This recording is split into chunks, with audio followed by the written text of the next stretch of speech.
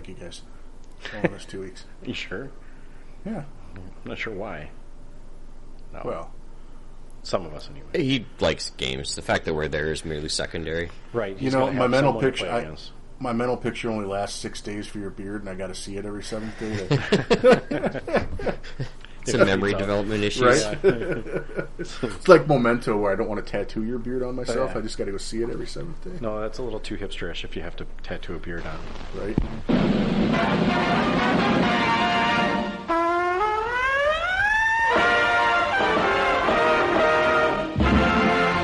SNAFU. Situation normal. All fouled up.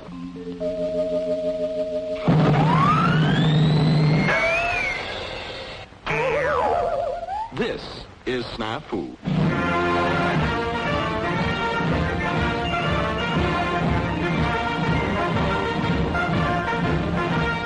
All right, welcome to another episode of SNAFU. I'm your host, Rick. With me is Pat. Hey, Hello, what's Pat. up? All right, Jeff. Hello? And Dale. Hey, everybody.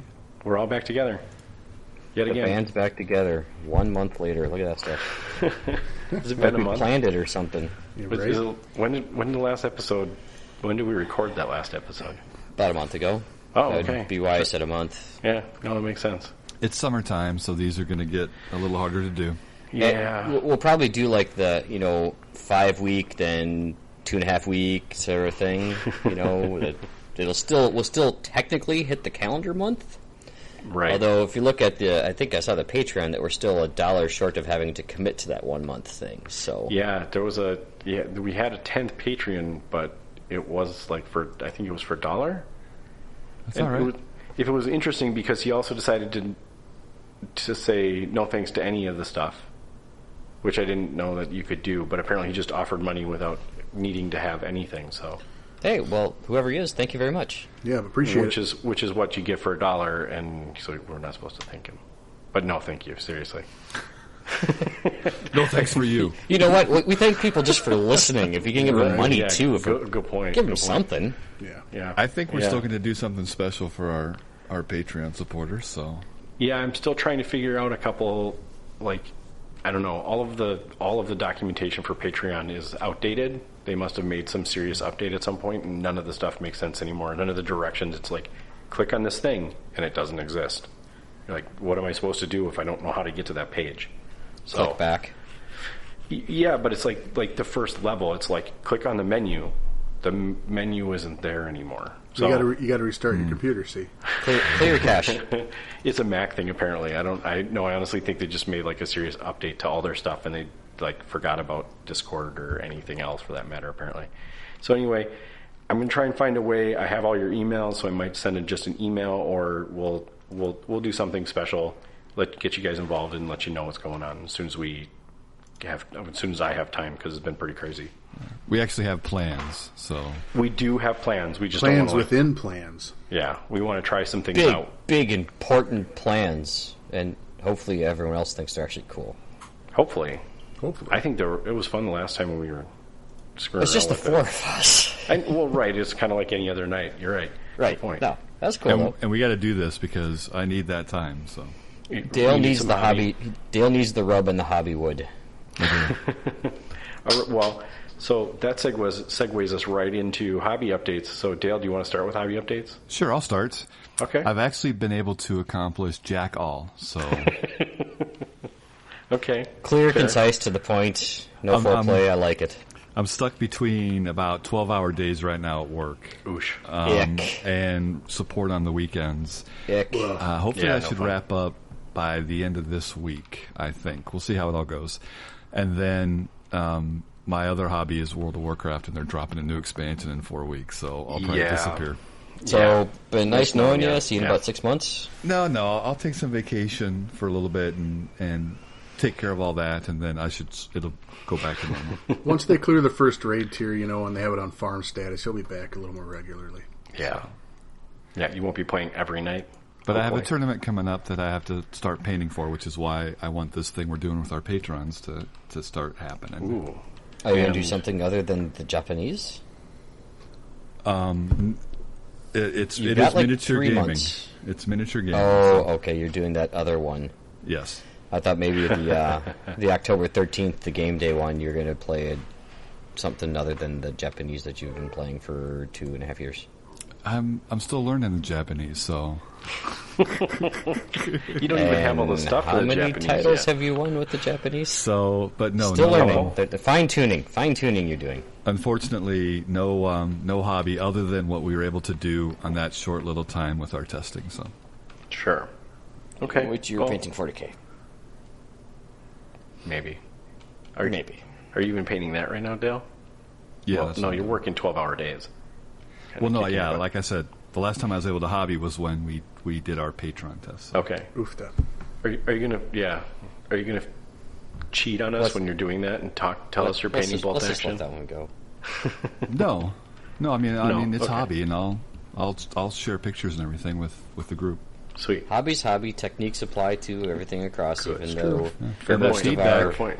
Yeah, I the was gonna say- feedback we get is going to be important. So, Yeah. the scale is a little bit different because I think your 40 millimeter Space Marine is not going to quite have the same thing as your Iwo Jima GI Joe. So yeah, the scale is definitely different. and no trying to swap just in case you get extra special rules with that. By the way, that doesn't work out. Just saying. Wrong kind of Marine. Yes. Right. What are you talking about? They're a Marine.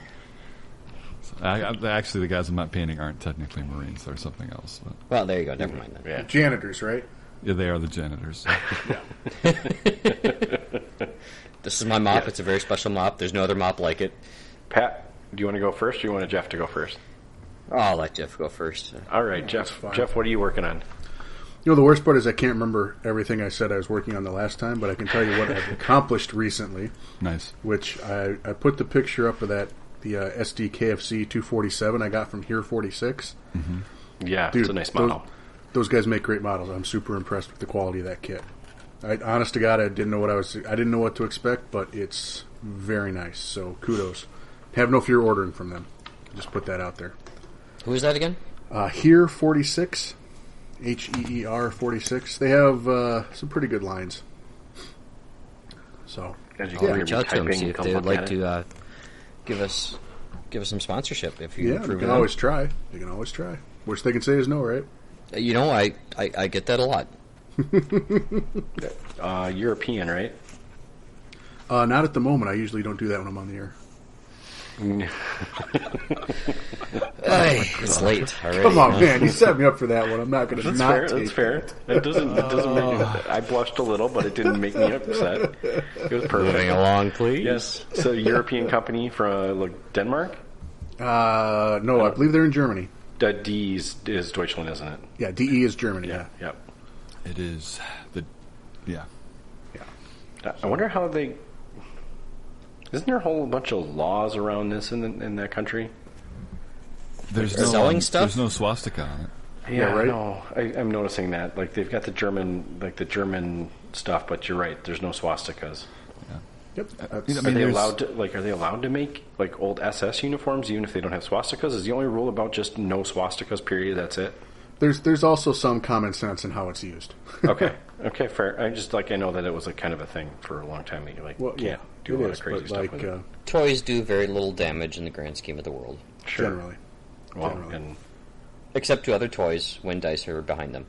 Also, it's probably a practical thing that most swastikas don't need to exist anywhere outside of Germany too. It's not like it should be just a German rule, I suppose. I'd agree with that. But- Anyway, Anyway, All moving right. on. So yeah, what else have you got? I also picked up one of the new Warlord 88 Flak 37s, the plastic kit. That's a super fun kit to put together. that Like- looks mega cool, man. Yeah, it's really nice. That's got a lot of super detail to it. Holy cow! I was It's a great impressed. kit. Plus, I got this little. I haven't done these guys yet, but I got this little baggie with like 7 bros to run the gun. I have not got around to painting them yet, but Did you get the Zug of 88s? no, just one. I wasn't sure. I wanted to make sure I really liked it, and then I was like, "Do I ever really need 3?" And I was like, "Yes, but I can acquire those for different purposes because they're just objectives on a table." So Yeah. But yeah. So both of those kits are great, like super big thumbs up for me. And I got a box of 24 or whatever the new plastic Americans are. I have not opened that one up yet, but it's very much on my hobby table. So, because in the meantime, I've been building the gaming tables for our Operation SNAFU, or improving a couple. So, it's been a journey, but we got 3 tables done, and we're just about to start the last secret project table. So, getting excited. That's going to be so freaking sweet. Sure hope so. I hope we can keep that secret, because that's so exciting when I talk about it all the time. It's like, no, don't do it. Yeah, I don't think that one should get set up until Saturday morning. Actually, I was kind of talking to Jeff about this the other night. So we'll have the Friday thing just to bring up the whole Renegade Open bolt action that we'll be running there. The Friday, I think we'll have those set up. But if we can do it early enough in the day, we can put sheets over them, because I don't plan on using them for the Recon Rumble. Yeah, but sheets, someone's just going to peek, right? The guys we have going there, probably not. Well, 40Kers wandering in and out of there might. Yeah, that's a good point. But someone eventually will take a peek. But I guess if that's that's their prerogative, they can want to sneak a look at their Christmas presents, by all means. Exactly. Yep. We'll figure it out. But yeah, so other than that, I've been writing scenarios and story stuff for SNAFU, so I should have a lot of that for you guys, hopefully, by the end of this week. Wow, awesome. Good job. I look forward to that. I would kind of look at our schedule where we were last year at this time and where we are now, and I've kind of sweating things a little bit. Oh, really? We're behind? We're about 3 weeks behind where we were last year. Oh, shoot. So, really? I feel like we have enough tables. That's not the concern. It's getting all the scenarios written. Yeah, right. The planning and what we're going to do. Sure. Mm-hmm. So, okay.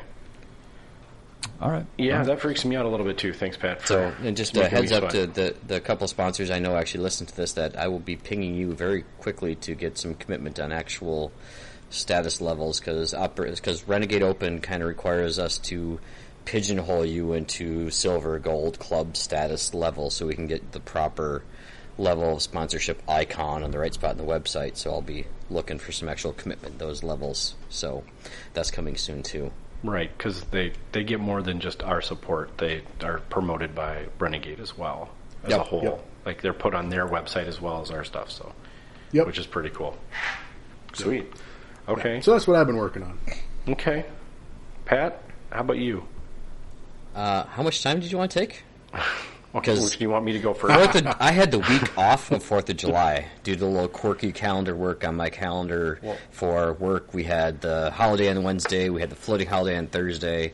It happened to be my Friday off, and so I take 2 days off Monday, Tuesday, and I also got 9 days away from work. So, and the wife had to work. So I was just chugging away in the 3D printer all week long, figuring stuff out. And let me tell you, those things are not a plug-and-play whatsoever. There's definitely a fine-tuned art to them. And some of the stuff you get from Thingiverse is pretty good. Some of them need some help. A listener who on Thingiverse is known as Dewey Cat was kind enough to help me out with some of the problems I was having with the 88 I was trying to get set up for Jeff's table. And he did that. Fantastic job. Thanks a lot, man. I appreciate all the hard work you've been doing. And if you guys are on Thingiverse, and now he's one of the few people, I can't say this for everyone, but he literally prints all his stuff and makes sure it works before he even posts it onto Thingiverse. So if you're looking at stuff on there and it says Dewey Cat on it, you know that's good stuff. Make sure he likes his supports. Make sure you click those on. So that's just 3D printing for you 3D printing gurus out there. Great stuff. In addition to doing that, I had some old school craft and actually molding, modeling, working with two-part epoxy, working with some flex paste and getting some snow effects. And I do have my airfield board done, which took me about 30 hours longer than I wanted it to take. But it's done. Okay. And so now I've actually moved on to the last board I'm going to do, which I had estimated was going to be 20 hours, and I'm already 15 hours into it and don't really have a start on it. So, jeez. Wait, when you start a board, do you actually sit down and estimate your time? Yeah. Holy shit. Okay. He's a planner.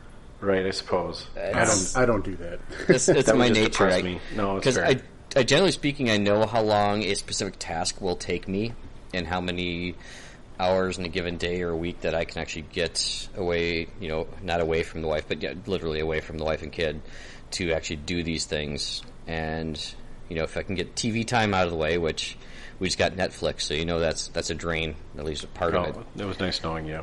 Yeah. Just put it on while you're working on other stuff. Sure. And that's what I do. That's fair too. So there was actually one point during the week that I had some stuff laid out in my setup board down in the basement.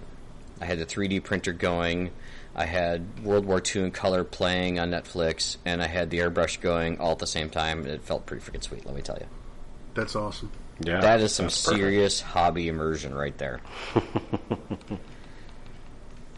Okay.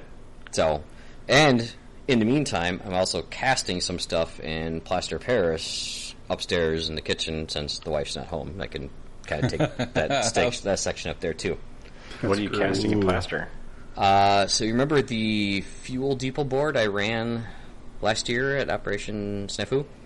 Yep. Some of those have gone through some transportation catastrophes. Oh, shoot. And or handling, stuff like that. Right. So I'm repairing some of those, replacing some of them, and then also the effects are good enough that the board I'm working on now will also require them in a slightly different color scheme fashion. So Okay. Gotcha. And you had that you already had a mold for that? yeah, actually it's a Woodland Scenics mold, and then nice. Those molds are really, really awesome. So they're pretty big, pretty heavy, and then also I do a lot of foam cutting for the base, and going to kind of try and make some of them raise up a little bit of tier just to get some good height out of them too. A little more line of sight blocking. Yep, a little more line of sight blocking, and then the big secret on those is actually so there's this oxide paste, which is kind of like a red paint that has sand in it, and now they also have this Terra Earth. Same company, which is kind of like a more earth tone stuff, which also still has the sand in it, so it gets a nice little texture, and it kind of blends those lines between the cast and the foam cut really well. Yeah. Sure. Yeah, I think we've talked about a Vallejo version of that a long time ago. See, like episode 4. Like, seriously, that long ago. It could have been 3. Somewhere in the first... It was not in the 10s, I don't believe. It's not a secret, but the thing is they just recently came out with an earth shade of it. Right. That's awesome. That's really nice to have, because then you don't have to repaint the damn stuff if you like that brown at least. Yeah. Which No, is then you nice. just have to do highlight, shade, highlight. But with ground, it's not that hard. Just dry brush that shit out of it and call it a day. And then cover it in grass because no one ever sees it anyway. And you realize how much work you put into something and then it's all gone.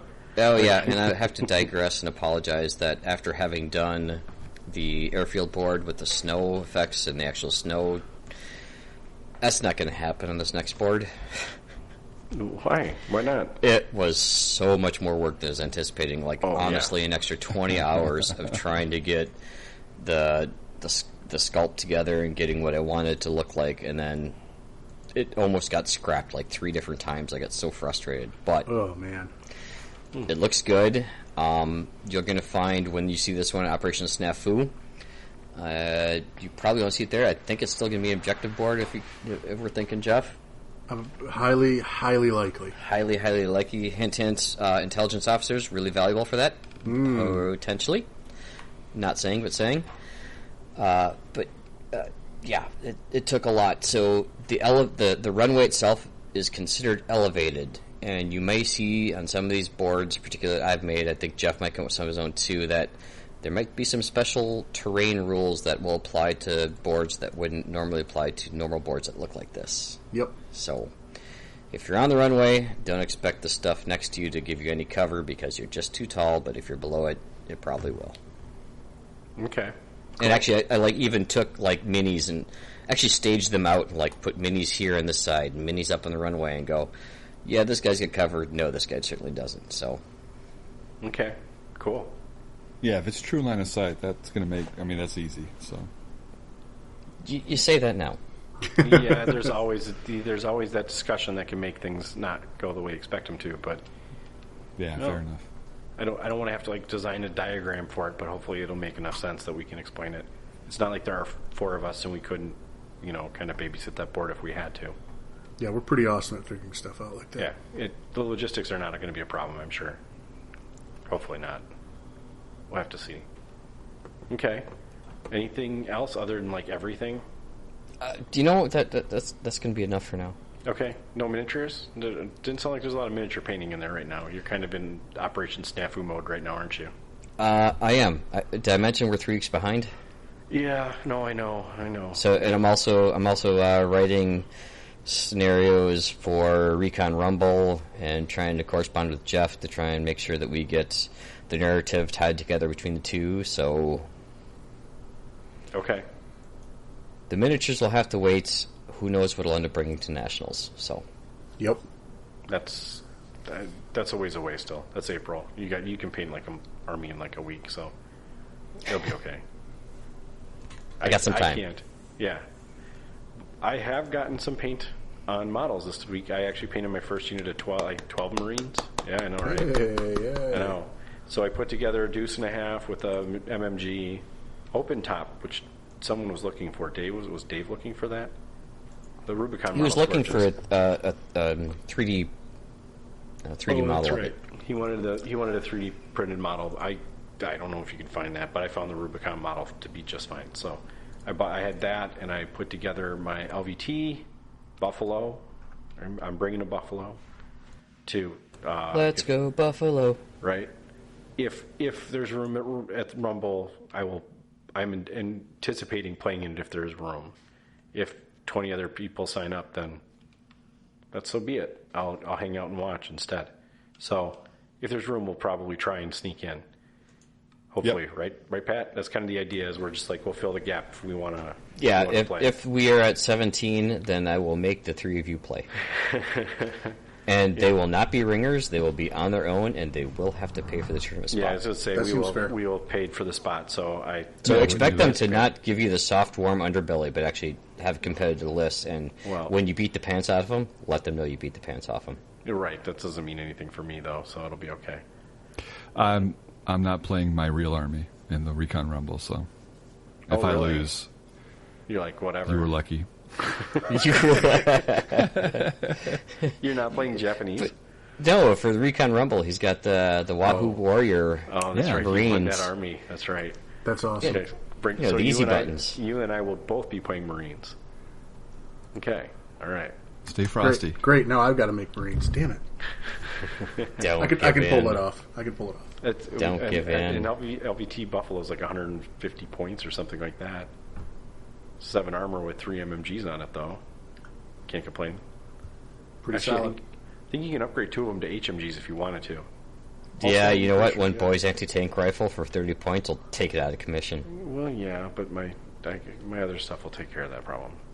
All right, enough about strategy. What else you got for your hobby? That's primarily it. That's like, let's go back to strategy then. I mean, right? That's all I got. The fact that I got them to a fairly high standard.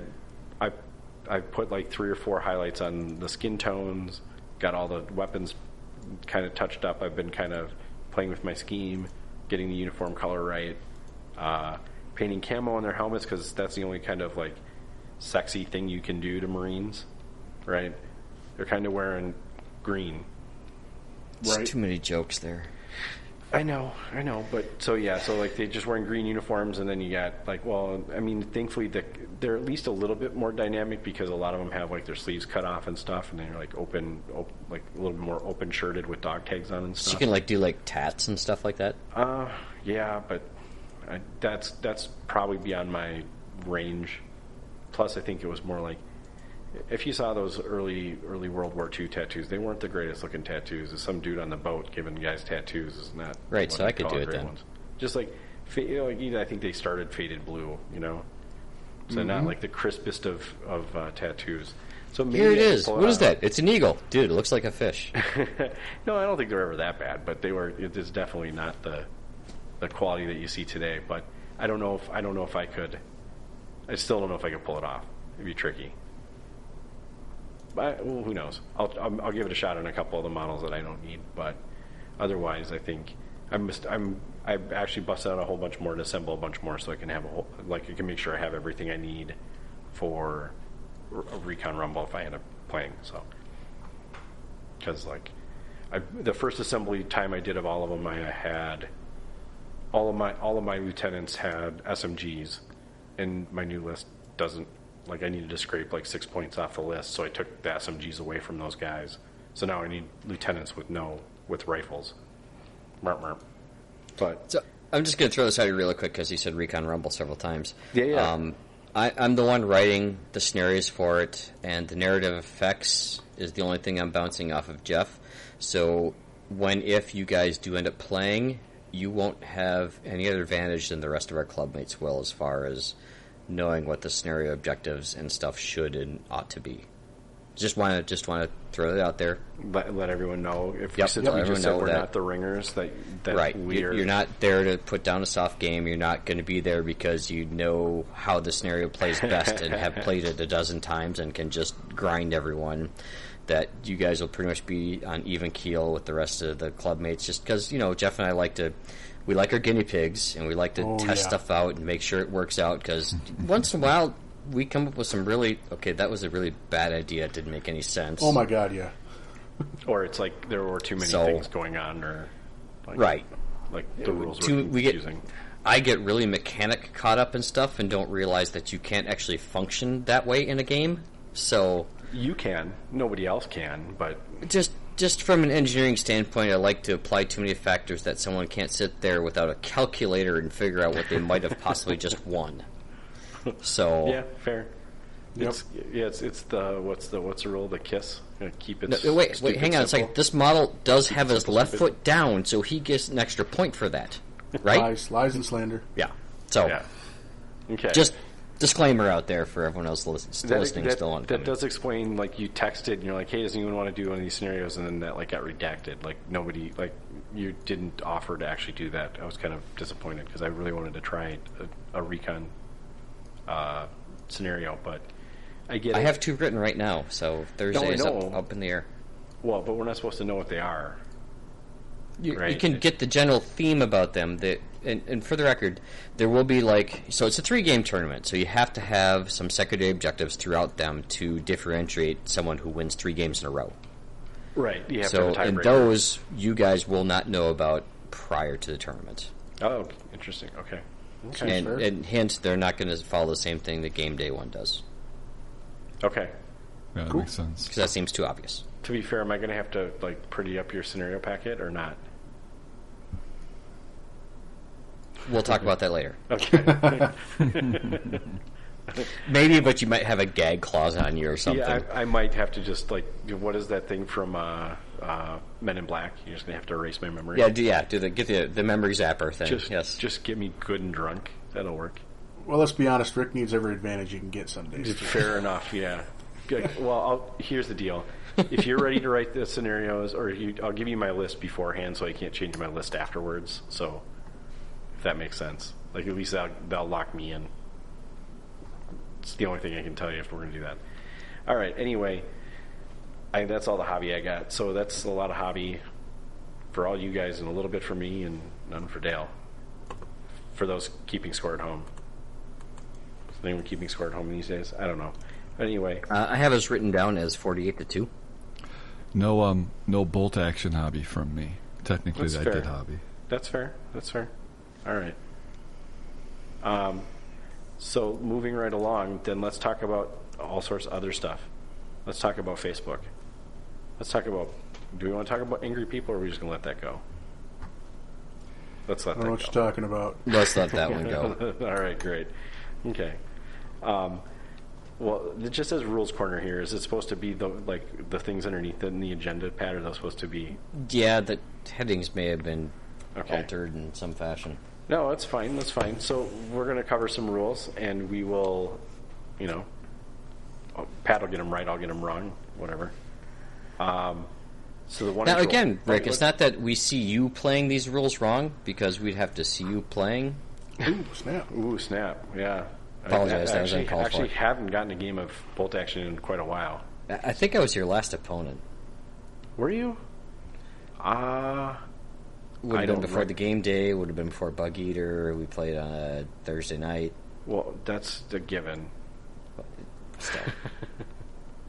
It must have been that long ago. Holy cow! Yeah, it's been a long time. Like, I may have other games lined up sometimes too. So, I'll have to rectify that in the next 2 weeks. How's that sound? Sounds great. Sounds like a Then I promise. can remember the rules. You kind of heard the voice going up at the end. That was me questioning it. I don't know if I'm going to be able to make that happen, but I'm going to try. A quote-unquote family emergency may come up if you have a bolt-action game lined up. No. Let's put it this way. If I play any games in the next 2 weeks, it's going to be bolt action. How's that sound? That's my promise. That if I can Sounds make like it you're for a not going to game. be playing any games in the next 2 weeks. I didn't want to That is say it. bad. but I thought I was about going it. to say, what'd you tell the guys in the podcast last night? What? No, I was going to say I played a game of that recently, so yeah. Hey, as long as you're playing and you're having a good time. I had a good time playing that. We should get you and Dale playing a game. I haven't seen Dale play a game since the game day, actually. At least he played. He's got a lot of stuff on his plate right now. Work is busy. Yeah. Okay. Yeah. I'll give him a pass this time. Yeah. All right. So we have had a lot of people asking us stuff on Facebook, Which is we awesome. Get messages pretty regularly for Pat hey Pat, can you interpret the rule book for us? Which I'm always happy to do. No, right? Keep them coming if it's nice. I'm sure the thing is if we have a lot of beginning players listening and they have questions, I would assume that anyone that's a beginning player probably has similar questions. So it's not like none of those questions are stupid. Some of those things are hard to figure out. Like going back and reading about the ambush rule and how it applies at the end of the turn isn't quite clear. And that means Correct. cough, sorry. No, and again, a lot of these people start with their second follow-up question with sorry. It's like, no, it's Facebook. It's a very when you get to it sort of thing. I just happened to get to it while I'm sitting at work trying to work. And I haven't been able to for a number of weeks, so I'm glad that Pat is paying attention. Yeah, yep. At least someone is. And I have all the electronic resources available to me on multiple different formats that I can more than happy. I always try to cite a rule where I can and a page number that helps out for further understanding, and bring them. I have no problem with that whatsoever. I mean, until all of a sudden I get flooded with 14 an hour, then I might have to pick and choose and give you just an RTFD or RTFB, which is read the book. He's just responding with numbers. That means page number, by the way. Yeah. Just go read 134. Okay, good. Yeah, I don't want it to become overwhelming, but it is nice that people are reaching out and asking questions about this stuff. Absolutely. And don't feel like you're sorry to bother you sort of stuff. No. You know what? The people at work that come up with really dumb questions to me, like, what should I put my name in this drawing that I'm working on? Those are dumb questions to deal with on a regular basis. So what you're asking is not at that level. Pat's a kindergarten teacher, and the little kids come up and ask him if I wish I were, but I have an engineering firm, so... Of course, yes. Yeah. Same difference, less paint. Right, fair. And more probably in the lines in general, I'm sure. Lines are straighter, yes. Yeah. Okay. So anyway, don't feel bad that you're asking us questions. I respond when I can if I know something, but that doesn't seem to happen very often. Or Pat gets to it before I can. He's usually got a more thorough answer than I do anyway. I normally will give you 2 words, so. Yes. Don't do that. Yeah, that's usually what it is. Or you can't seems do that. bad. Yeah. Your funeral, buddy. Yeah, normally I won't tell them whether or not they're right or wrong. I'll just tell them my opinion on whatever it is. So this one just says the 1-inch rule. So you just wanted me to read that, didn't you? Well, Jeff, Yes. do you want to run this through and through, or do you want me to? No, you're the rules man. I'll just chime in. Okay, so here's the thing: it's the very beginning thing, which people skip. We're talking literally page 35. Well, that's not right at the beginning. Well, if you go past the fluff, Fair. All right. apologize. Hey, history. Historical information.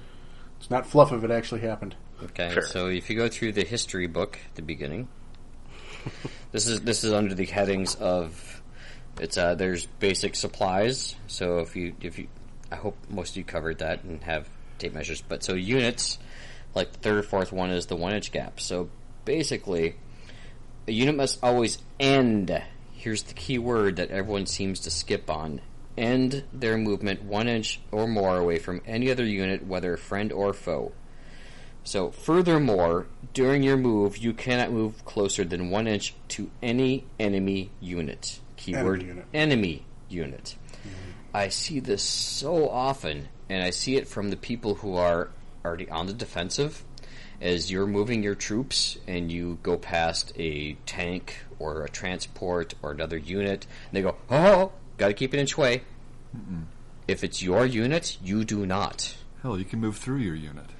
Yes, but that's not how people see it and react to it. And we know where this 1 inch mentality comes from.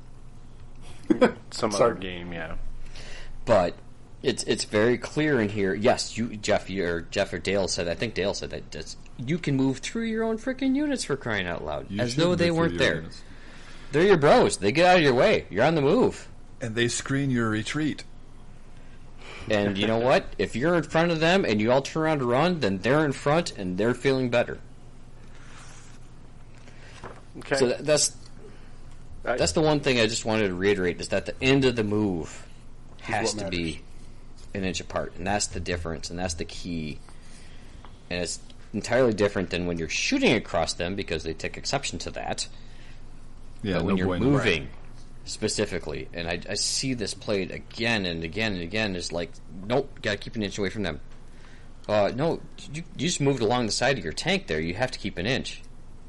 No, I can move past it. I move a lot faster in a tank when I'm running. Mm-hmm. So I wonder if that's where a lot of the hang-up is, though, is because you have to be 1 inch away to shoot, right? So here's the hang-up. Two kind of close rules. To put a cap on this one, here's what the hang-up comes in. So for shooting, you have to be an inch away from the infantry units, whatever. If you are shooting past something that you can't physically hurt, aka a tank with a rifle, you can shoot right down the dang thing. You don't have to worry about that 1 inch rule. And so people naturally translate that to the movement also has to keep it 1 inch away. And that's kind of where the misinterpretation comes in. Right, that's what I was just saying. Is like there's two rules that are very similar in like that they're 1 inch. And I can see why people get stuck on it. So start doing one moving is shooting, shenanigans. One is moving. Right. No, they're very different. They are different, but I could see why people would get them confused. Or they would, I totally agree. Or they would consider them the same. Right? Yep. I can't do this. Why could I move if I can't shoot? Right? Kind of, I can see people getting hung up on that. All right. So the moral of the story is you can move your stuff however you want as long as you end 1 inch away from any unit, and you cannot move within 1 inch of an enemy. That makes perfect sense to me. And again, the 1 inch of an enemy any point during the move, unless you're assaulting them. Right. Right. Which, in case, yes. In which case, all bets you are can, off. If I remember correctly, the rule also states that if you are assaulting a unit, you can move within 1 inch of any enemy on the run. Correct? Correct me if I'm wrong. I remember there being something that you can skirt that rule's ignore. No, the only way you can move within an inch of a unit is if you are assaulting that unit. Okay. Mm-hmm. Yes. So you can't go through an enemy unit or bypass an enemy unit if your path takes you within 1 inch. Okay. Without assaulting them first. Okay. So you can screen your troops. Yes, you can. Right. Well, but you can also shoot your enemy troops, but that's a whole different thing. We've covered that before. That is a different thing. Okay. And now I see, yet again, we're talking about this assault. Yep. And pepper, yeah. So what are we talking about? What's this question? I should see this Facebook topic that you have in the agenda so kindly. So this one's really good in the fact that Alessio actually chimes in and answers to it. Oh, interesting. If you get about midway through it. Oh my god, it goes on forever and ever. Not really. Yeah, a little bit. So there's a bunch of people who don't know what they're talking about answer, and some people who do, and then they're interspersed with people who know what they're talking about, and other general people who are just like, kill them all, go get them. Okay. But if you can scroll down to Alessio. Yeah, I see that in here now. So where he says by the leather. So okay, let's go back to the topic question to begin with. Yeah, right. What's the question? So here's the question. Yeah. A unit, quote unquote, or hash or whatever symbol he's using, A, is in rough ground. The very edge of it, attacking in B, is in open ground, plus or minus 9 inches away. Attacking in B orders a run to assault unit A. Does it work? So, Hold on, and I then need to you diagram this. Hold on. Unit A is in rough ground. Okay. At the edge of so a the forest. target is in rough ground. Okay. Unit B is open. So in the parentheses, they say at very edge of the forest. So thereby meaning that Unit A is being granted cover from firing against them, but is not taking a penalty for firing out of it. So that's that 1 inch away from the edge of a forest or Right. So they're ruins or sitting stuff in like that. So terrain. that's kind of why they're sitting there and what's going on. And they're plus or minus 9 inches from them. It's So essentially Unit B orders... more than 6 inches is essentially what they're saying. Yes. Right. Okay. Attacking Unit B orders an assault. Doesn't work. Correct. Okay. So now and by it's letter of the rules, Alessio says that if the base of the closest model, closest to closest, unit is in slightly inside the terrain, the charge is not allowed. Mm-hmm. Even if there's only 1 millimeter terrain to cover. So any terrain ever. So it really comes down to, honestly, if you're taking a cover bonus from terrain, don't expect to charge out 12 inches. Don't expect to be charged 12 inches. Yeah. Right, Jeff? That's Yep. kind of... That's exactly what it is. That's a great way to do it. That's a great way to think about it. I mean, if you want a cover bonus, yeah, exactly. And I've seen this so many different times that people are like, in there, okay, one round, I hop by, and they're like, oh, you shoot at me, well, I got light cover, I'm in a forest, okay. Next round, you see them, okay, I'm going to charge you, there it is, 8 inches, okay, charge you, like, Hey, no. You don't get both. You don't get the Right. benefits and no negatives to come with it. Yeah, here's why it works. Well, here's why it can be consistent, is because it's the closest models. Right. So if the closest model... Yeah. So yeah, if the closest model is the one that is in the terrain, then it's good. But you can't decide to take the second closest model, which happens to be standing outside of rough ground, and could totally go 9 inches over open ground and charge it, because the closest model can't do that. So you're not able to charge or be charged. So now here's the other thing that just kind of just to give you a small curveball in here. Yeah, tactical shenanigans there. Yeah. So if you've got 50% of your models in open ground, but there's less than that still in rough ground or whatever, what happens then? No cover. You do not get. You are not granted a cover bonus. What happens with the charge? If you are the charging unit and you've got 2 or 3 guys still stuck in that rough ground, are they the closest? They are not technically the closest. Well, then see, it's in the assault phase. It's closest model to closest model, and if you have to cross rough ground, if you're the limited closest to model 6 has to go over rough ground, right? Exactly. Or starts in. Right. It doesn't even consider anything other than the closest model in the actual rules. When it comes to assault, as it's written by letter of the rules, when it comes to a cover save, you look at the majority of the unit. And I completely agree with you on that, Dale. Yep. Though I have had it played it poorly against me. Right. Didn't think twice about it. And so in the end, and Alessio grants this, he says by letter of the rules, that's how it's played, and then in the very same answer he goes, it's such a marginal situation, I would personally roll a die. Seriously? That's always good when the rule writer says so the idea... Basically saying, meh, whatever. And so if you're on the defensive and you want to protect your troops, you can take advantage of this rough ground rule to slow the advance of whoever you happen, there's some real tactical play. And I had this first shown to me by John Stentz when I played him once.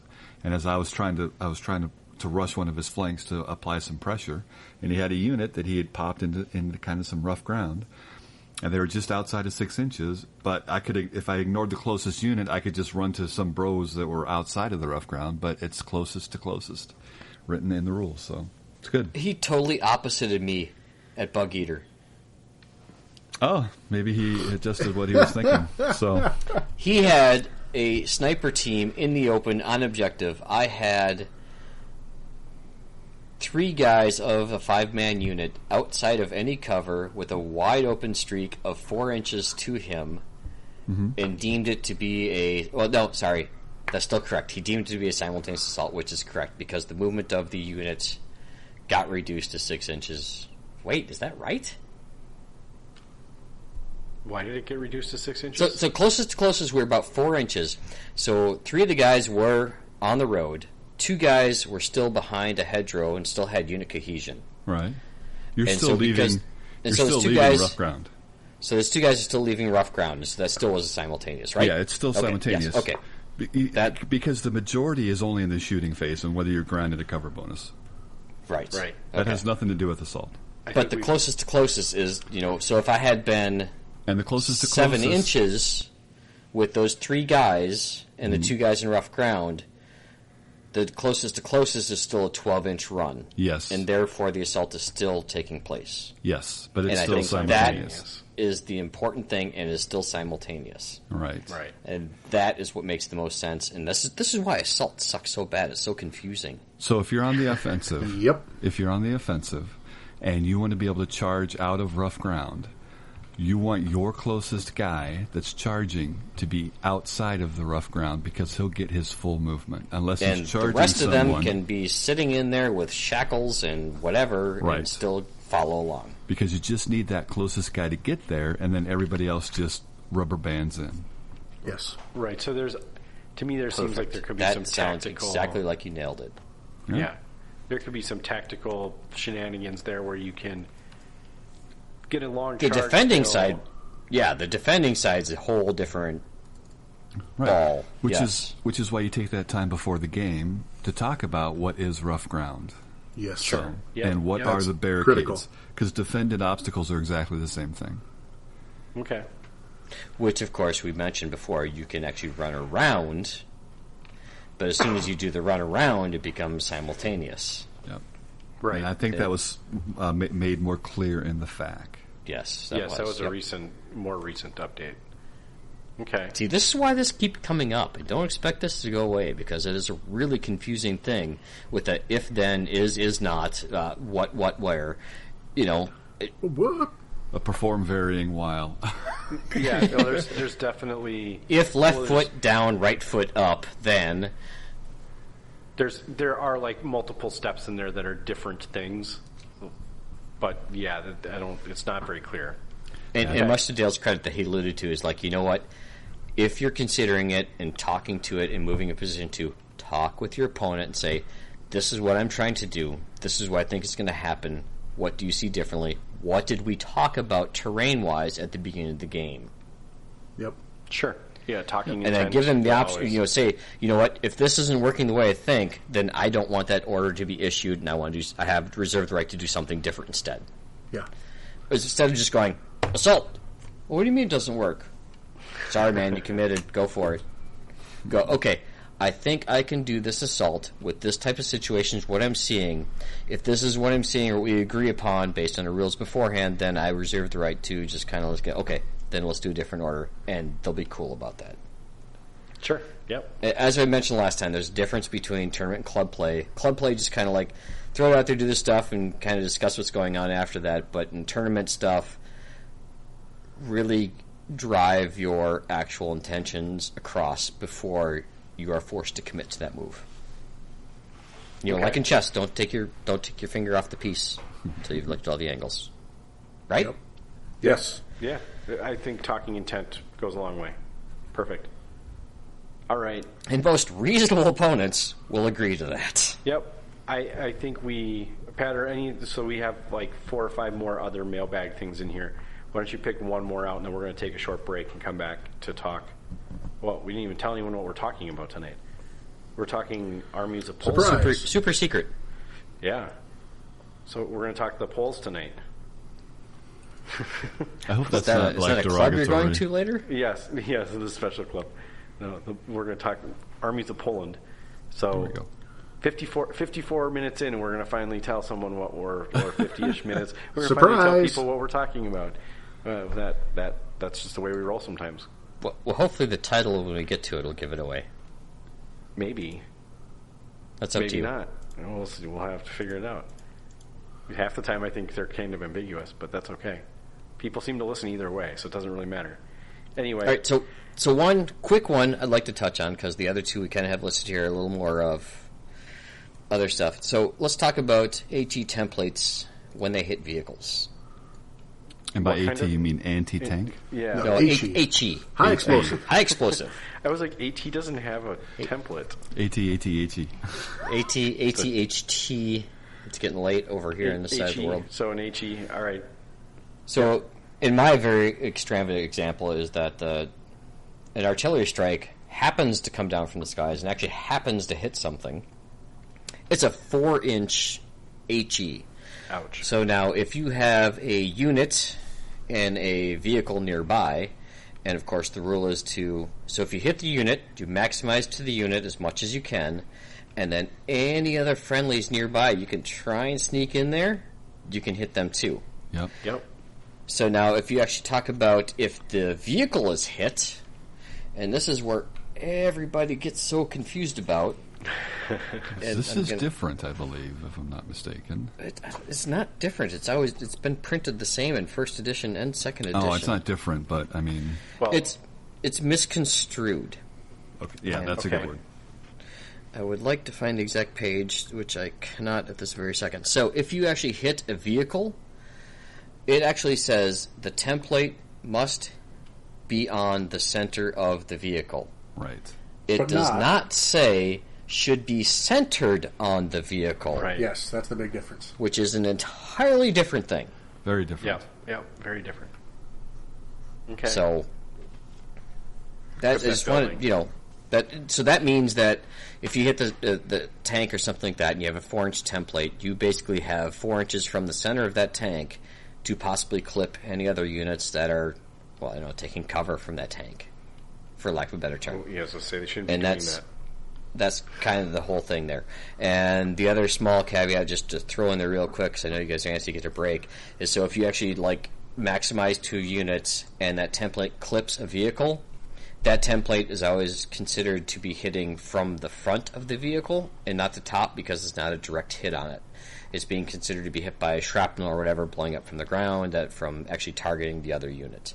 And this applies to that's nice. artillery Okay. strikes. It applies to mortars and any indirect fire that's thrown on it. So the indirect fire only gets the +1 from the top if it was actually targeting that one or hit that specific armored vehicle unit. So That makes sense. Can't always. it get does, that but it catches bonus. a lot of people off guard and might cause some rage in certain players sometimes. And you go, no. The template has to touch the center of the vehicle. It doesn't have to be centered on the vehicle. Well, that means you Yeah. get this other unit. Yeah, can see. I know. I can see Yes, some it people thinking does. that's cheeky. Yeah, definitely could see people being Well- like, "Well, that's bogus." But it is exactly how it's supposed to be played. Yes. You just have to cover the center point of the model. You don't actually have to center the template on the model. Well, think of it the same way as that. So if you have 2 units that are close to each other but have that little 1-inch gap, as we talked about, and you maximize the 1 unit you hit, and you get 4 or 5 guys because they placed pretty well, but as you get this 4 or 5 guys, you can still clip 2 or 3 from this other unit right next to them, or 1 or 2. You get to hit that unit too and put the pins on them as well. So Right. Very in nice. the case of units, though, you still have to maximize the models that you are targeting. And Correct. if you get lucky, you can maybe hit some other guys. You still have to try and hit as many guys as you can in that other unit. So really, this is better for hitting vehicles. I mean, you get more advantage possibly Well, if you hit the if you're vehicle. landing on a vehicle, you may potentially be able to move that 4-inch template around pretty nicely. Freely. Right, yeah. So Yep. you get a pretty wide area that you might be able to hit something next to it. Yep. So, And it may seem brutal, because it is, but the lesson is that you spread your guys out. And if you know that an artillery strike is potentially coming in, you don't want a bunch of units right next to each other. Correct. So. Or if, your opponent has 3 indirects or 4 indirects or something like that, you're going to have to shift, because they can start overlaying those pipe blades. So. or some guy brought 288s or something. I mean, who does that? Who does Right. that? We need to make a SNAFU approved stamp. Boom. just a sound effect. It could be like the Law and Order gavel, the gung gung, and just. Oh dear. Actually, that's kind of got me excited. I'm going to start doing some research on what we can do. Because I know, weren't you like going to try and hook it into your soundboard and like have a whole? Oops, I'm just like smacking my microphone now. Yeah, I mean, I was supposed to be able to find all this stuff on my iPad, but I've been too busy. I haven't even been able to play around with a mixer or anything. So no, I was just like I just started pushing buttons until it worked today. So I just trying to figure out what the hell is going on. Greatest mixer ever. There's a joke in there somewhere, something about a mixer in your life or something. I'm not sure. Yeah, I was trying to make it make bread, and it wasn't doing it. So, yeah, crackers instead. Sorry. Jesus! Wow. That's awesome. But for I those, think maybe we should take a break on this one. Huh? Yeah, that might be a good spot to put a pin in it. Before we do break, thanks to everyone who does kind of shoot us messages and things like that. I haven't been able to answer like I have been because I've been busy, but it is fun to see, Rick and Pat's been picking that up really good, so appreciate Pat staying on top of that as well. It's mostly and I don't Pat. think Jeff actually has access to the messages. So. Seriously, I don't think he has Facebook, but it's okay. His actual home mail address is. Yeah, oh, Jesus. Yeah, we're going to dox him here, huh? Just dox it right out, yeah. Yeah. His Omega directive frequency is at. Jeff's ham radio call sign. Yeah, there you go. Yeah. There you go. That's what I was looking for. It's got to have something. It's Tiny Pug Princess. I was going to say 11865. Battle Pug, but that's okay. If you want to go Princess, that's cool. That was taken. Otherwise, I would have taken that one. Oh, yeah, I suppose it's probably the first one. Okay. Well, here's the deal. I can't pronounce any Polish music titles, so you're going to get a Polish song, but I can't even pronounce these names. So they have a lot of polkas. Yeah, is the Beer Barrel Polka originally Polish? Who's got the I don't Spitzel? know. That's German. I think everybody that's over German. there claims it, honestly. I was going to say it's like the Juicy Lucy here. Yes, Like everybody says they invented 16 restaurants have the first Juicy Lucy. it. And the worst part is you got to go to every one and try it and just see who makes the best. It's so much fun to try them all. But How come no one's put bacon inside yet? Because it wouldn't cook right. Oh, they have. It's just not Pre-cooked that good. bacon? What? It's like bacon. Sorry, bits. that's a different podcast. You want to wrap your Juicy Lucy in bacon. Anyway, is what so you wanna do. for That those would be that better. don't know what a Juicy Lucy is, since we're on the topic, it's Inside-out basically- cheeseburger. Yeah, an inside-out cheeseburger. There's cheese inside, 2 patties of meat, and then they cook it on a griddle, and it melts the cheese inside, and then you bite into it and you burn your face off because you forget. And Because die molten immediately cheese from mushroom pours attack. into your mouth. Yeah, the last one I had, like a big wad of it landed in my beard and just like napalmed into my face. It hurt like hell. But anyway, Do you still have flashbacks? yeah, it is kind of traumatic. It was very traumatic. I think all the cheese ended up in my beard, and I didn't actually eat any of it, so I was a little pissed off too. So, like, not only did I burn my face, I was pissed off because I didn't have any cheese. Anyway, the moral of the story is that I can't pronounce these Polish songs, but you're going to get a Polish polka, maybe, I don't know. But we'll be back in 3 minutes.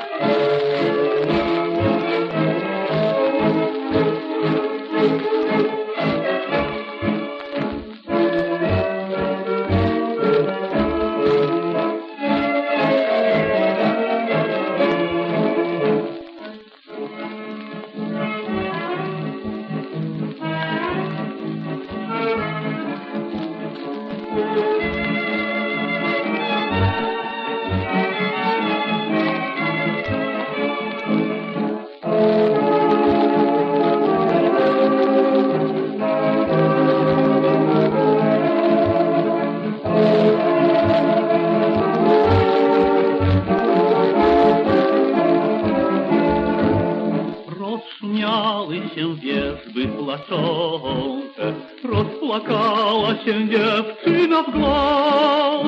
Orłe oczy podniosła błyszczące, a żołnierski na twardy życia los.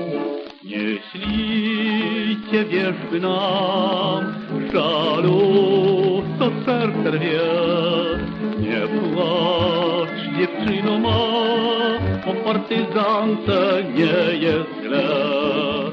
Zostań, zagrają nam granaty z celu szczęk.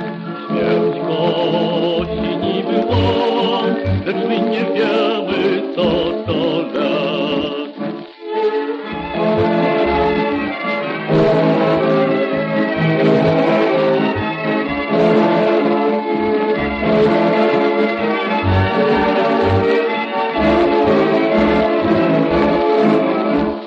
To deszczy słoneczna piekota, że nie słychać miarowy równy krok.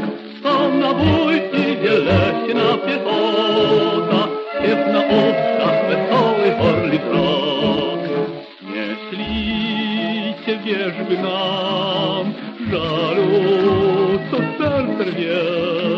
Nie płacz, dziewczyno ma, bo w partyzance nie jest źle. Do tańca grają nam granaty szczęśliwe. Niech gości niby łom, lecz my nie wiemy, co to lek.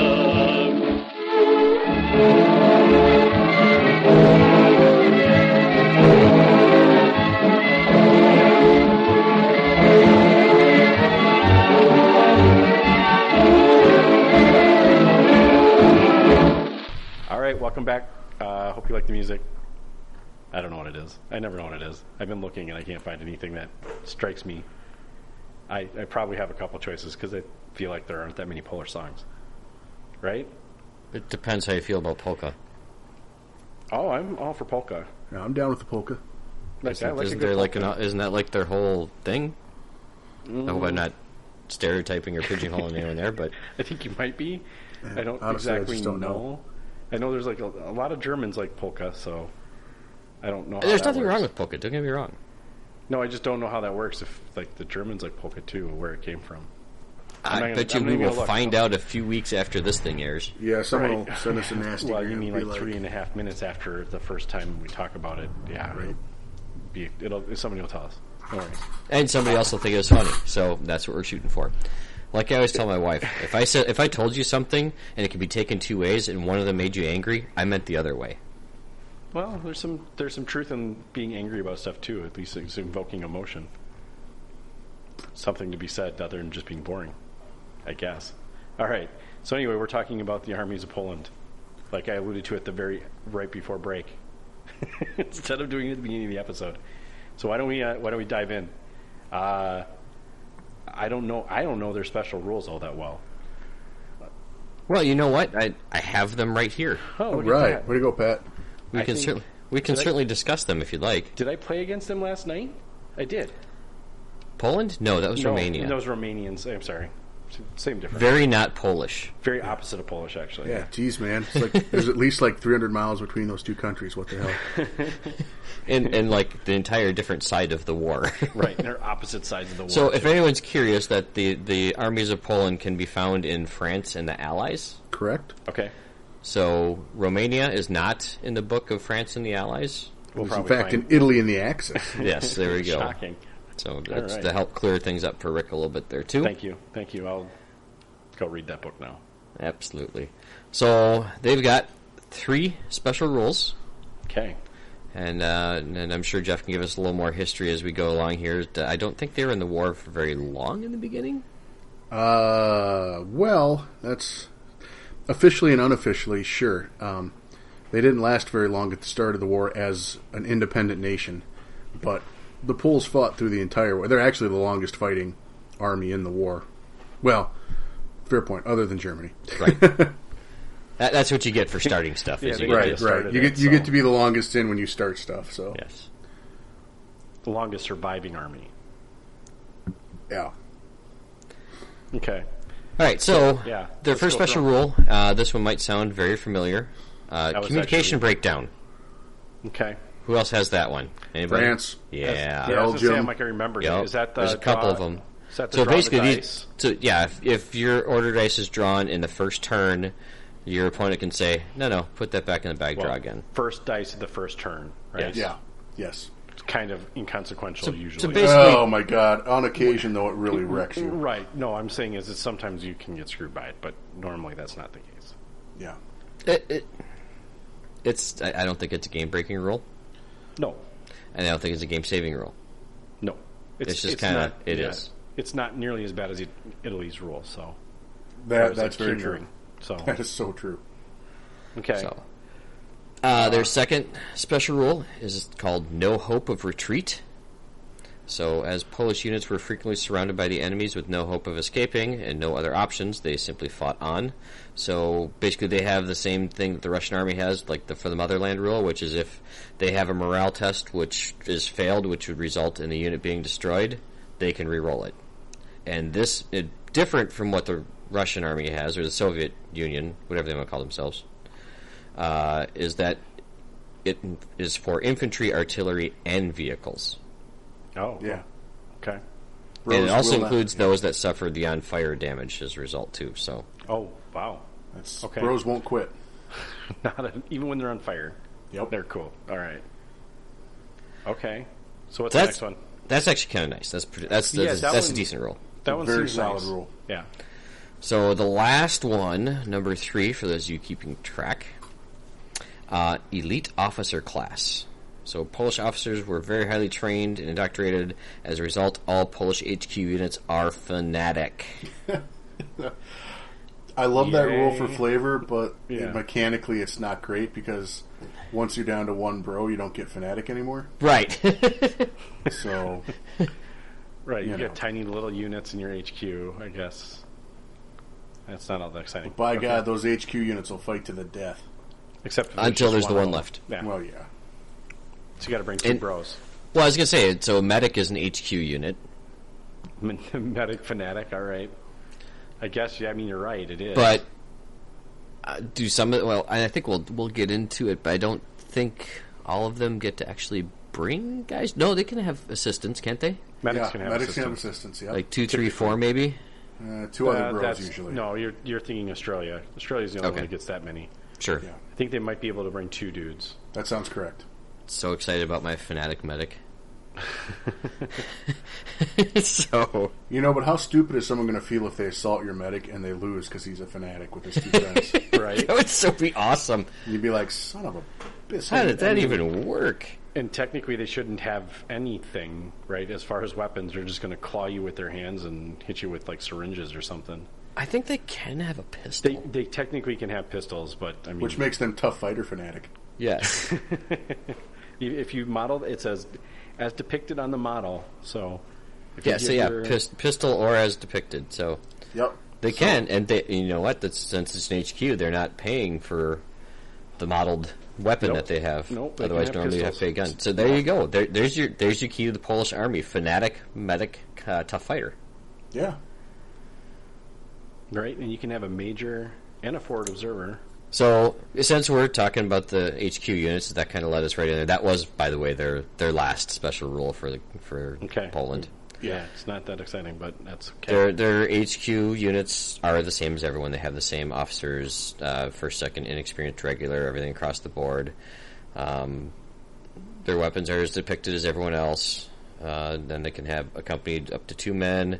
We talked about the medic. Yep, there's up to 2 guys with him. Although the medic can only be a veteran. There's only a veteran selector for that. Oh, I didn't notice that when I was looking at it, but you're right. Yeah. Yep. Same as But like the it's German still- army. Your medics are all veterans. Yeah, kind of. I mean, it kind of makes sense, but that's. Would still- you really want an inexperienced medic in your army? No. No. Like, well, I mean, I think this is morphine, dude. That's like vegetable oil. What are you doing? Sorry. It's like, dude, your legs are gone. You're not going to feel this anyway. Here you go. Yeah, move on. well, even the veterans were doing that, though. I mean, Well, yeah. Bros messed up. Bros messed up. right? Bros messed up. Yeah, there's not much coming back from that, but They've got the forward observers, both artillery and air. Which is actually really nice that they can get an air forward observer. Whose Air Force did they use? Their own. Oh, look at that. Yeah. They had a decent Air Force for the first week. There you go. and they can also have pistols or rifles, Yeah, so that's, as modeled. right? Which, interesting enough, it doesn't give them the SMG option. Early war, I imagine it wouldn't. No, If I remember right, this army's pretty light on SMGs. Right, it's... Yeah, but they got a smattering of BARs around. Right, they do have the BAR, which is awesome. We had those coming into World War II, though. We've had those since World War One. Yeah. But I think it's interesting that... Did the Poles get them from us before the war, obviously? Yeah, they had them since before World War. So I might be wrong on this, and I apologize, but I think Jesse was doing some research and told me the Belgians actually got a license to build BARs in Europe, and the Poles had bought them from the Belgians. Okay. That might be wrong. That was Jesse was saying. So We can blame Jesse for that. If that's wrong, yeah. I'll blame Jesse. But they had BARs, or what the European equivalent Polish Army designation for the BAR was. Okay, that's interesting. They probably had an X and a T in it somewhere. W and a Z, I think, actually. For sure, yeah, there you go. There's not like a weird K in there somewhere? That backwards K, that would have been a Russian. Oh, yeah, that'd be Russian, okay. yes. Yeah, that'd still be Cyrillic. Russian. Yeah. Okay. So that's their Fanatic HQ units. Which is odd, but I could... Fanatic Artillery Observer? Or Fanatic Air Observer? Well, they're not worthless after that airstrike comes in. Right, they're going to go fight something, except they That's don't something I would consider putting, 2 extra guys with instead of, like, normally I just run one guy with them, get that small team. But if they're Fanatic, why not? I mean, hey, yeah, right? You might actually see a 3-man Artillery Observer team out there. I don't know. Yeah? Just saying. Yeah. Maybe it's something to get excited about in the armies of Poland. So... Okay. So, I mean, it'd be like, it'd be a really weird list. I was just kind of looking at it. If you took all of the HQ options you could, just to get a bunch of Fanatic little units. Mm-hmm. It'd be kind of weird, but it would be fun. Maybe. You'd see a lot more weird stuff than you're not used to. The only one I'd be questioning is either your captain or your major, because that's a lot of points sunk into a tiny little unit. Eesh, it's a lot of points. Really? Oh, the Captain Major. Yeah. Captain Major. Like, I don't think that's a good choice in that. Why don't people field them more often? That extra snap too, is that just a mechanic that's not overly utilized well enough? I actually had a lot of success with that Captain Major in my early war French army. Right? I really liked it. Did you run that club event, or did you run that at a tournament? The Blitzkrieg. Okay. So I ran that at a tournament, and it's awesome when you can your guy can snap his lieutenant as well, so you're moving like half your army at a critical time. So that's cool. Plus, you stick a medic right behind him, and if you can save his casualty, it really pisses people off because you just saved like 100 points. Well, is that something like that? Not to get too far away from the army, but since we're talking about them, is that worth more points to make him a vet to keep him more survivable? Yeah. Yes, I think so. I mean, how high of a cost is that? I'm getting 15 points. 125 for a single. So 15 more points to jump him up to vet. That's totally worth it if he's already doing that. The percentage investment on that. Sure, I get it, but it's just like that's just so many points. It's like another whole unit. It is, but I mean, it is a whole nother unit that can give you critical movement at critical time. You've got to build your army for it, right? You can't just willy-nilly grab a captain and throw him in your list because that's going to do you nothing. Right. But if you're running an infantry-heavy list or a squad-heavy list, it can be very useful. The problem is that you just lost a squad, too, to put him in. So you're like... Yeah. Yeah, I could see it potentially working, but like you just said, you have to build a list around it. I don't think you can do it any other way. But in this case, it's he and his 3 bros who are tough fighting fanatics. Right. It's still that's a lot of easy points to take off the table. I mean, they're not easy points, but they're... Fanatics are pretty tough to get off the table. Well, it's more like I can think of some Japanese armies that will agree with that. It's more like you just have to do 3 wounds. Now, the problem with Japanese is they can put 20 dudes on the table that are fanatic. So 20? Or 100 dudes on the table that are fanatic. Yeah. I mean, units of 20 dudes dropping down. I do make a side note here. I'm looking at the Polish HQ choice from Warlord, and it's 4 guys and a dog with what looks like a little cart behind him. I was actually just looking at that myself, so... That's kind of awesome. Yeah. I'd have the dog, the captain, and one of the bros, Those other 2 guys can be my medics or something. I would just have that the dog is a soldier, yeah. My dog would be my captain. Side note. would be weird. I thought you said cat den. I'm like, No, Captain. what? I'm mostly confused, but what is that little thing he's pulling behind him? It looks like a wire I think that's actually a telephone line wire. What Yeah, picture are he's you guys running- looking at? Polish HQ at the Warlord on their U.S. web store. Yeah. So I'm guessing he's running telephone wire is what it looks Yes. like he's doing. Yep. That's pretty cool, actually. Why That's wouldn't awesome. you? Yeah, like throw a ball and let him go run communication lines for you. That sounds great. Now, this is getting a little ahead of ourselves, but if someone models up their captain or major to be the bear, totally do it. Polish army had a bear during the war that, like, they taught to the artillery that taught to carry artillery shells from like storage to the gun. Well, when you're down in manpower, you'll go for anything, right? Well, yeah, I wish to God I could pronounce its name, but it's like Wojak or something close to that. Okay. But you Google yourself Polish bear, and it should come right up. Super famous. Not. You don't have to put World War II on there somewhere. I doubt it. Okay. This isn't one of your hen- W-O-J-T-E-K. this isn't one of your hentai searches. No, dude. Bear has a very different meaning W-O-J-T-E-K. these days. So WOJTEK. Yeah, I have no idea how to say that. I apologize to our Polish listeners.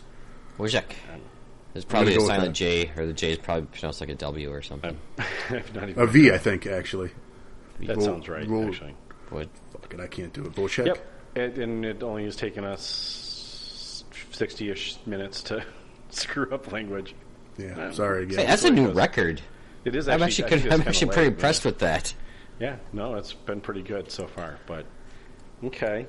All right, so that happened. Yep. So HQ is pretty much over with. Now, infantry. They have infantry squads. Yes. I hope They do. have regular squads, and they have inexperienced squads. Both have the same options available to them, and they are all 10 to 19 bros. And one broken. Minimum Yep. squad size 10, Yeah. maximum 9, and just because they can put a BAR, one BAR in the unit. Mm-hmm. Okay. It's solid. Yeah. That's solid. I mean, generally speaking, I try not to run less than a 10-man squad anyway, but you have to run 19 to get that full strength special rule that popped up in V2. Yeah. Yeah, that's the biggest problem is if you got to get to 19 guys.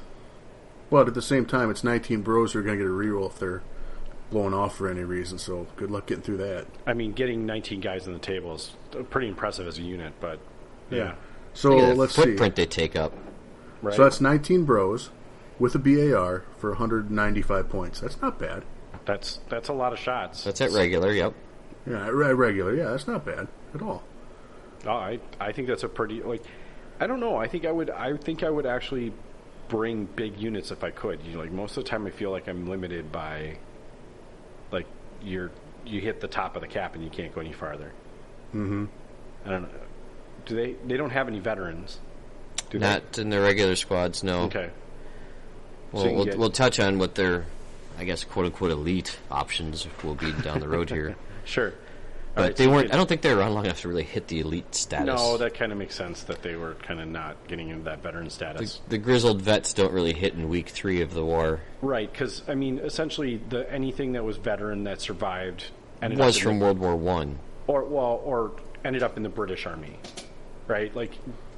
Well, hold on now. Ended up in the French army. French Then army. ended up in the British army. Then ended Sure. up in the Allied army under their own flag. Okay, well, right, but it's not necessarily really represented within this book. Apparently, it's kind of what I'm feeling like anyway. Well, yeah, this is... So, the armies of France and the Allies only gives the Polish army for early war. Right. Right. Okay. So, pretty much up to Dunkirk. Okay. That makes sense. All right. So we got regular. Looks like we have an inexperienced squad that does exactly the same thing, just inexperienced. Yep. For 138 points, you can have 19 bros with a BAR. Not bad. It's still decent. It's a lot of dudes. It's a lot of It really bros. sucks if they constantly fail their checks, though. Well, yeah, that's why you stick the captain bear behind him. I was going to say the fanatic captain behind that guy. Yep, Keep yep. keep him in line there. Keep things moving. Yeah. Moving definitely. right along. What captains? So majors 4, captains plus 3. Yep. Yep. That's pretty. And how much did you save between the regular and experienced full squad there? 80 some points. Yeah. Was it that? 60... 195, 60, 195, 130 something, so 60 something. 138. Yeah. 2 squads of those, and you've got your captain paid for. Yeah, Yeah. that's a good way of looking at it. Yeah. If as long as you can keep it all together. I mean, you can get their orders moving, but they're still, suffering the hit penalty for being experienced. I'm just That's throwing why it you got out there. 19 of them. Still 20. That's still why you 20 get 19 shots. freaking dice. Yeah. You'll roll some 6s on those. Yep. Something's getting through. Well, with the BAR, you're getting 20 shots. So Yeah, it's there you something. go. There you go. All right. Moving right along. Then they've got their cavalry section, and this is one of the most commonly spoken and loved about prestigious units in the game. So they are regular or veterans, so this is your first veteran infantry selector. 6 to 13 guys. They, of course, still have the option for BAR, but the big cool thing on this is you can add lances to every guy in there for what point. And now if the lances, you lose your range attack ability, which most people do from horseback, but you get an additional melee attack. So you're getting 2 attacks, not the tough fighter where you have to hit and then get to re-roll. Okay. And that's super good. Yeah, that's super good. When you can get 13 guys, that's a lot of dice if they can all get their. Well, and you make them vets, and then you're able to. You're winning some assaults, that's for sure. That's 26 attacks, man. That's that's a lot of it. That's a lot of dice to throw. And they do actually get to fire from horseback, so they count as pistols, which doesn't automatically confer tough fighter. So they got the short-barreled rifles. carbines. Yeah. Right. But if they take lances, they are not allowed to shoot those. Correct. So you got a The choice lances, come on, that's good stuff. to make. Yeah, you take the lances. I would take the lances. I think. So, actually, back that up. So, with the lances, they may not fire the carbine while mounted. So, I mean, they can dismount and they still have the rifles. So it's not like they get off the horse after their charge or two and then it's like, hey, I'm just swinging this lance around. Right. What now? So they still have a backup when they get unhorsed. Yeah, you can still take a BAR. You just can't shoot it until you get on the ground. Well, a BAR you wouldn't be able to shoot anyway, but You could, but you wouldn't hit a damn thing except maybe the back of the horse's head. well, I'm pretty sure while you're on cavalry, you can only shoot So a carbine. by the rules, with you it. can't fire it, Yeah. and by logic, Yeah. you shouldn't. Also, You shouldn't yes. try either. Yes. Yes. I do find that it's interesting that it also gives you an option to upgrade your HQ, one of your HQs, to be mounted on horses for 5 points a man. Oh, to ride with the cavalry section. Yeah, so you could put in like your lieutenant on there or something. You mean Medic your on veteran horseback? tough fighter fanatic Yeah, right. captain on Yeah. horseback? Yep. They don't get Look the out, bro. lances as far as I can tell, though, which would make them really fun if they were. Yeah, no, dude, but they're tough fighter because Right, they right. actually have pistols. Oh, true. Yeah, they are. Where are you seeing that option, Rick? That sounds familiar, but I'm just not seeing it So right here. it's on Easy Army, and it's I'm in just the looking at fact where Easy someone. Army. I think this is added because in the fact someone asked about mounting their HQ unit in the with the Yeah, cavalry. I I think see that that's was a- reading through the fact for that. That could I- make sense. Do you think that is a across the board? If you have a cavalry in your army, you're Yep. given the ability to upgrade your HQ. Essentially, your lieutenant can be put on horseback if you want to. I think it's a little ambiguous on Easy Army. I think it was more pointed in the FAQ. If someone wants to go find it, I would go find it before you decide how to model your models. I'm not going to tell you what it is, but like, don't get all pissed off when your medic on horseback isn't doing you anything, because that would be silly anyway. Probably. You mean your veteran fanatic medic on horseback? with pistols? Well, he's just back there rocking it out, bro. It's all good. Right. Yeah. Exactly. No worries. Yeah, that sounds familiar. I obviously we got the electronic version. I don't have the FAQ at my fingertips because I'm a jerk and ill prepared. I've got it printed out here. I'm digging through it, so if there's Okay. some crinkling, that's me. Sure. He's fingering through his book here. While he's doing that, let's talk about the next one, which is The 10th Motorized Yeah. Cavalry Brigade. So these are your elite boys. these are the your, elites. yep, absolutely. These are the creme de la creme. But despite their name, they don't actually get a motorized anything under them. They just make noises when they run. Yeah. So you get it's 6 to 10 dudes, reg or vet, Yeah, reg or vet. Yep. and one BAR option. Otherwise, they got rifles. That's like the most anticlimactic I know, right? It's like the coolest name for like, here's some guys that got some rifles. And one BAR. You're like nothing else. That's So this is your small unit selection because your minimum is 6. right. Yeah, if you want a smaller unit, you can take a 60-point unit. Yeah, It's not the end of the world. the other thing is this is your only option for veteran infantry on foot. Right. On foot, Right. yes. Yeah. Good point. Yeah. So Good you point. stick these guys in a truck or a half track. I mean, that's how Sure. they traditionally were supposed to ride around. Okay. Or a motorcycle. Do they have a motorcycle option? I'm looking. I don't think they do. No, they have the next unit is the bicycle infantry, which Well, come yeah. with bicycles. Well, that's at least good.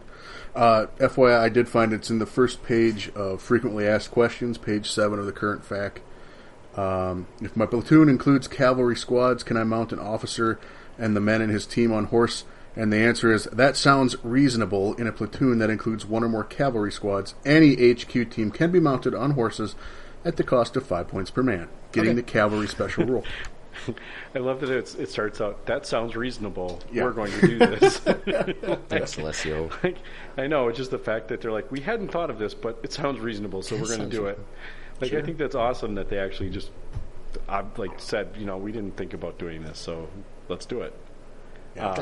That sounds really cool, man. Do it. Yeah. Totally do that. We'll For give you a sure. point. Hell, they gave you a point cost. Like, this is how you do it. Wait, say that again. What did it say you could put on horseback? Just your lieutenant? Any HQ team can be mounted on horses. 5 So points you've per got man. your combat medic there. You got Or your your combat air medic, observer. got your combat forward air observer, you got your combat He's trying to dial in on the Captain. horseback. That'd be awesome. Major. Well, he's got to do a fire order, so he can't even run the horse. Yeah, like- right. Well, and It's like, I mean, Mr. Ed, hold still. I got to call in this airstrike. and to be fair, he kind of wants to be on the board earlier because he gets advanced deployment anyway. So why would you do that? Right? Well, I don't Doesn't know. If you outflank with your air observer off a cavalry horse, that could be nasty. just be badass. It'd be fun. But you still need a fire order, and then you have to wait for another turn. Yeah, but like you could come in someplace where you're not expecting him at all. You know what? You know what we're realizing we're missing in all of that, though, and we're not thinking about is the fact that you can recce with it. Oh yeah, Wreck you at the horse, sure. Yeah, wreck Like- you with your air observer. or recce with your air observer, or whatever. Like whatever that thing was that you have on horseback is now much more survivable. Your Like, recce if- medic. Your recce medic. That one seems silly, but Your recce, yeah, but your recce captain's amazing. your recce captain would be like that'd be like you could do all sorts. Oh, of he gross can't snap too if shenanigans. he's wreckied, though. No, but you could definitely keep 140 points alive or 100 and whatever, Yeah. a shit ton of You points. want to? there. You could recce him forward into cover near his Right. own men. Or recce him to another side of the table, or recce him to the other. Like I have a unit over here that I need to move appropriately. Or I just need this leadership bonus to be in range. Right. Like there's all sorts of stuff that Shenanigans all over the place. yeah, that would be really interesting. I really think cavalry is underexploited in the majority of the bolt action world, our personal club aside. Yeah, I would agree. Yeah. Very, Yeah. very seldomly do you see maybe one little tiny unit. I just remember Operation SNAFU last year, that game between Dave and Hagen's like, this dude's got a guy on a horse with a sword. What the heck? that was hysterical. They're like, well, what's he doing to you? He's kicking my ass. There you go. There you go. Yeah. Well, Too bad they don't give a horse an attack in close combat, right? Oh my God. Thankfully, Dave has not found the Lancers yet. Or maybe he has and just not Look, been man, willing to if go Poland to could the get an Polish yet. 88, he would play Poland. There you go, yeah. Good point. Fair Man point. loves the only thing he likes more than horses is the 88. And he's really, really flustered when he did the Recon Rumble test scenario the other night, and he couldn't put his 88 in it. He was just Yeah. like, what am I supposed to spend my points on? He's like, what game? Why am I playing this game? Flip. Yeah, so what game is this? This is, what? It's not the same game. All right, Flip so we that talked. table, baby. We didn't really talk bicycle squads. The bicycle squad So, is and I think the bicycle came from an additional unit or somewhere else, because they don't actually show up in the... they're a page Yeah. 0 on Easy Army. Yeah. But it's 19 It's- dudes with on bikes for Imagine 209 that. points and a BAR. It's like everything is kind of the same here. Except they're So a bike. bikes are generally speaking like a 2-point, extraordinarily situational thing. Yeah, right. So bikes have to make double movement of a run. All their movement has to be on roads. And if they do anything other than run order, they jump off their bike and they're done. That's it. It's kind of like That's tank riders. except a little bit more stringent than that even. It has to be a run, and it has to be on roads. So if you don't have a road on your Well, table, actually, they're jumping. it has to be a run. And they can double their move on roads. Yeah. Okay, that's different. I mean, It is different. they could have mountain bikes for all we know. How many mountain bikes do you remember from World War II? I don't remember World War II. I wasn't alive yet. I've seen enough pictures that they're driving they're riding the old Schwinns that look like from the 40s. Yeah, that makes sense though, right? All so right. in this other infantry squad that they have in here, I'm not really sure. I looked and I couldn't find where they pulled it from. But we were talking about this earlier, the Dragoons. So I think I found it. Okay, It's good. Sort of. Well, sort of here. I don't find the book reference, but read the composition. It's 1 NCO and 5 men as dismounted cavalry. So these are just infantry guys. They don't get the horse. No, This that's is just a good like point. rules if you want to take cavalry, but not start them on their horses for some damn reason. What do you do with the horse? I think the horse stays behind. Is like your camp follower. I don't know. What's the? I don't know what the point is either. Don't look at me, man. You want to model up cool looking cavalry guys on foot. This is what you do. Yeah, Okay, that's it's it. another veteran infantry selection to get you Yeah. to 6 to 13. There you go. Yeah, I don't know exactly. I don't get it either. All right, But it's I'm a not thing sure where on- that came from. I've searched all the source books, and I know someone's going to say Germany Strikes, and I couldn't find it in there. You'd be very unimpressed with the units that they do introduce in that. It's like basically Larry's shop owner with a gun type stuff. So here's the difference I'm understanding. I'm doing Wikipedia, so I stayed at a Holiday Inn last night, so I don't really know if this is true or not. So I think the Polish Lancers fought on horseback. Mm-hmm. Dragoons, by tradition, were mounted infantry, but dismounted to fight. Yes. So that's kind of like they used horses as a mode of transportation, but they never fought on horseback. Yes. Which makes So, sense in That makes sense. mechanized to me, too. warfare. Right? Okay. And then apparently over time they were trained for combat on horseback, but then I don't know. I might be fucking this all up because I think Somebody that likes reading, Napoleonics can explain this to us. right. I think I'm reading more Napoleonic than I am actually World War II. But Yeah. Well, this is a holdover from that, I think. right, I think The- that's where the the unit- name is still coming from. But Yep. I'm trying to find anything in World War II that talks about why this stuff was. But I'm good luck. If someone wants to reach out to us and tell us where this unit came from, and I what guarantee their- somebody will. Oh, I'm That's sure great. We'll someone put it on will, the which is Facebook great. page, and we Yeah. appreciate if nothing else, we like to learn new stuff, right, guys? Right. I'd like to know what they are. I'd like, if they're cool, you can make an army with them because Right. they are still decent. You get a 13-man squad of veterans with a BAR is still decent. It's on par. It's on point with everybody else. It's not anything special, but Yep. it's funny that they list cavalry carbine as their weapon. But it's a rifle on foot. It's essentially a rifle. Yeah. Well, and I'm still confused by the fact that down below, I don't know, I'm just looking at Easy Army. Maybe there's a little bit of a screw up as far as Easy Army because it does basically say that they may not fire while mounted. Even though it says that they are dismounted cavalry. Yeah, that's what I'm saying. I don't understand this one. All right, well, we're just going to ignore that one because there's other choices you could take for veterans, and that works, I guess. I All right. don't know how many selections you need for a veteran to say, hey, I've got a veteran selection right here. No. Right. My unit's So- veteran. Maybe they're supposed to be mounted on trucks. The only reason why they're nice is because I think you can be slightly bigger units. You can have a Yes. 13-man squad versus a 10-man squad. That makes a difference. Well, and the previous vet selector was just a 5 to 9 for as far as regular infantry is concerned. So are you Correct. paying more to not be on a horse? Well, so you're talking. No, the you're 10th not. You're talking No, the you're 10th 10, 13 motorized. points. Yeah, they're the right points. The 10th motorized can be up to 10 men. Because that's Total. what'll fit in a truck. Or Right. a half track. Right, because it's one NCO and 5 men plus an additional 4. So you start that's a 10-man squad, and you can get these guys up to 13. So it's the only thing that is nice about them, I guess, is you can just get a bigger veteran squad if you can fit the points in for it anyway. And as we're going to go into the next stuff, I could probably see that you might have the room for the points. Just saying everything else from here on out is going to be not entirely lackluster, but not as exciting as some other armies have been. All right, so then moving into the other choices, the other infantry teams. Yeah, so you have everything, it looks like. Well, no. No heavy. Okay.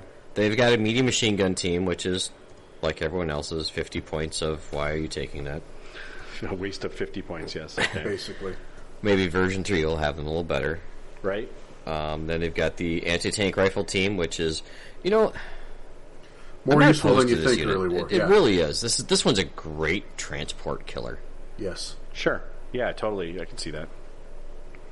Maybe not taking out the tank, but that's okay. Yeah, the AT part should be maybe anti-transport.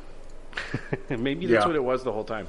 Yeah, it's been misconstrued through history. Like, no, this bolt never did anything to tanks. Yeah, we didn't shoot these at tanks. Yeah, maybe Japanese tanks.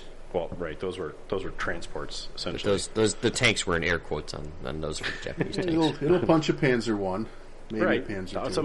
Some of those, yeah, lighter. So lighter in armor. 1939, it was fine. Right. Sure. Right. Yes. In bolt action terms, there's half the people are playing 44, and the other ones are trying to play in theme. Yeah. But all right. So do what you want to, but Fluffy Bunny doesn't ever work out for Jeff. Or most people. Yeah. All right. You got to be better than I am to win with Fluffy Bunny. Right. So then we have some artillery, and it looks like they have some. Well, hang on. Whoa. Throw that break down there. Oh, what did I miss here? My favorite thing in this whole army. Oh, absolutely. The marksman. Singular, by the way. Singular. Oh, regular vet option. This guy is a sniper, but he's a single model. With the sniper rule. Oh, interesting. Does he take the negative modifier all the time then? He doesn't have the team weapon rule. Oh. He has the sniper rule. I like it.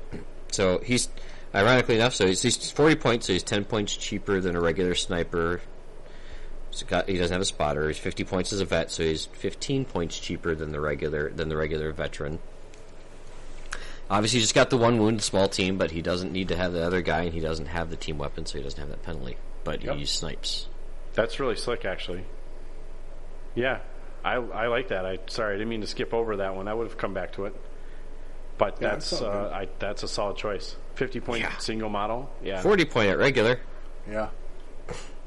Side note: it looks like the package deal they sell with the small weapons teams for Poland. The sniper comes with a spotter that you can't actually take. So I think maybe there's your captain right there. Or it's got a pistol. It could be a medic too. Yeah, bro kneeling with a pair of binoculars in his hand. So yeah. Captain sounds right. Well, which one are you looking at? What do you mean? The one that's on his page. Yeah, you're right, because I'm seeing... You're right. Wait, which one is... Center group. Okay. Guy standing with the anti-tank rifle, guy laying down anti-tank rifle team. The one that says Polish Army Marksman. Oh, okay. Well, I got that. I'm looking at the teams, but I'm trying to figure out, because I thought the guy maybe with the gun on his shoulder was a sniper, but that's just an anti-tank gun. Yeah. And I thought that's funny. Even though I guess it's one... They put him on one base for a reason. Team of one. Team of that they both die if one dies. Army of one, baby. Yes. Yeah. It's an interesting choice. All right. So then, rounding out their team weapons is they have access to a light mortar and a medium mortar, and we're done.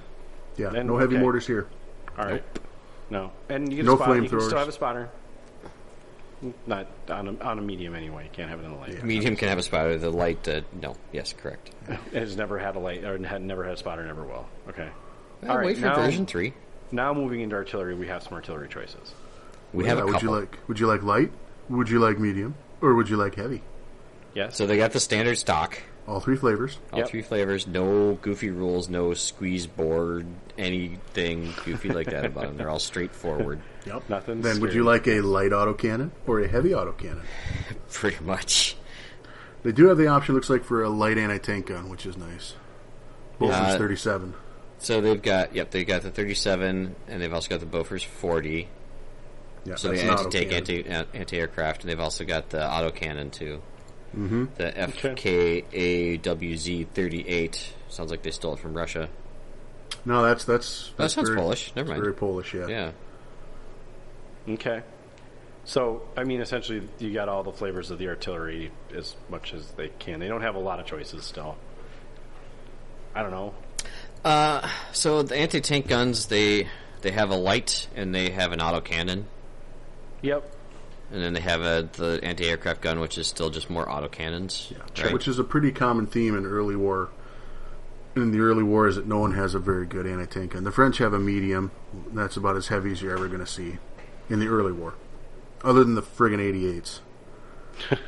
Those are pretty heavy. I think they knew what they Super were getting into, heavy. though. Yeah. They may have been shifting the meta. A little bit.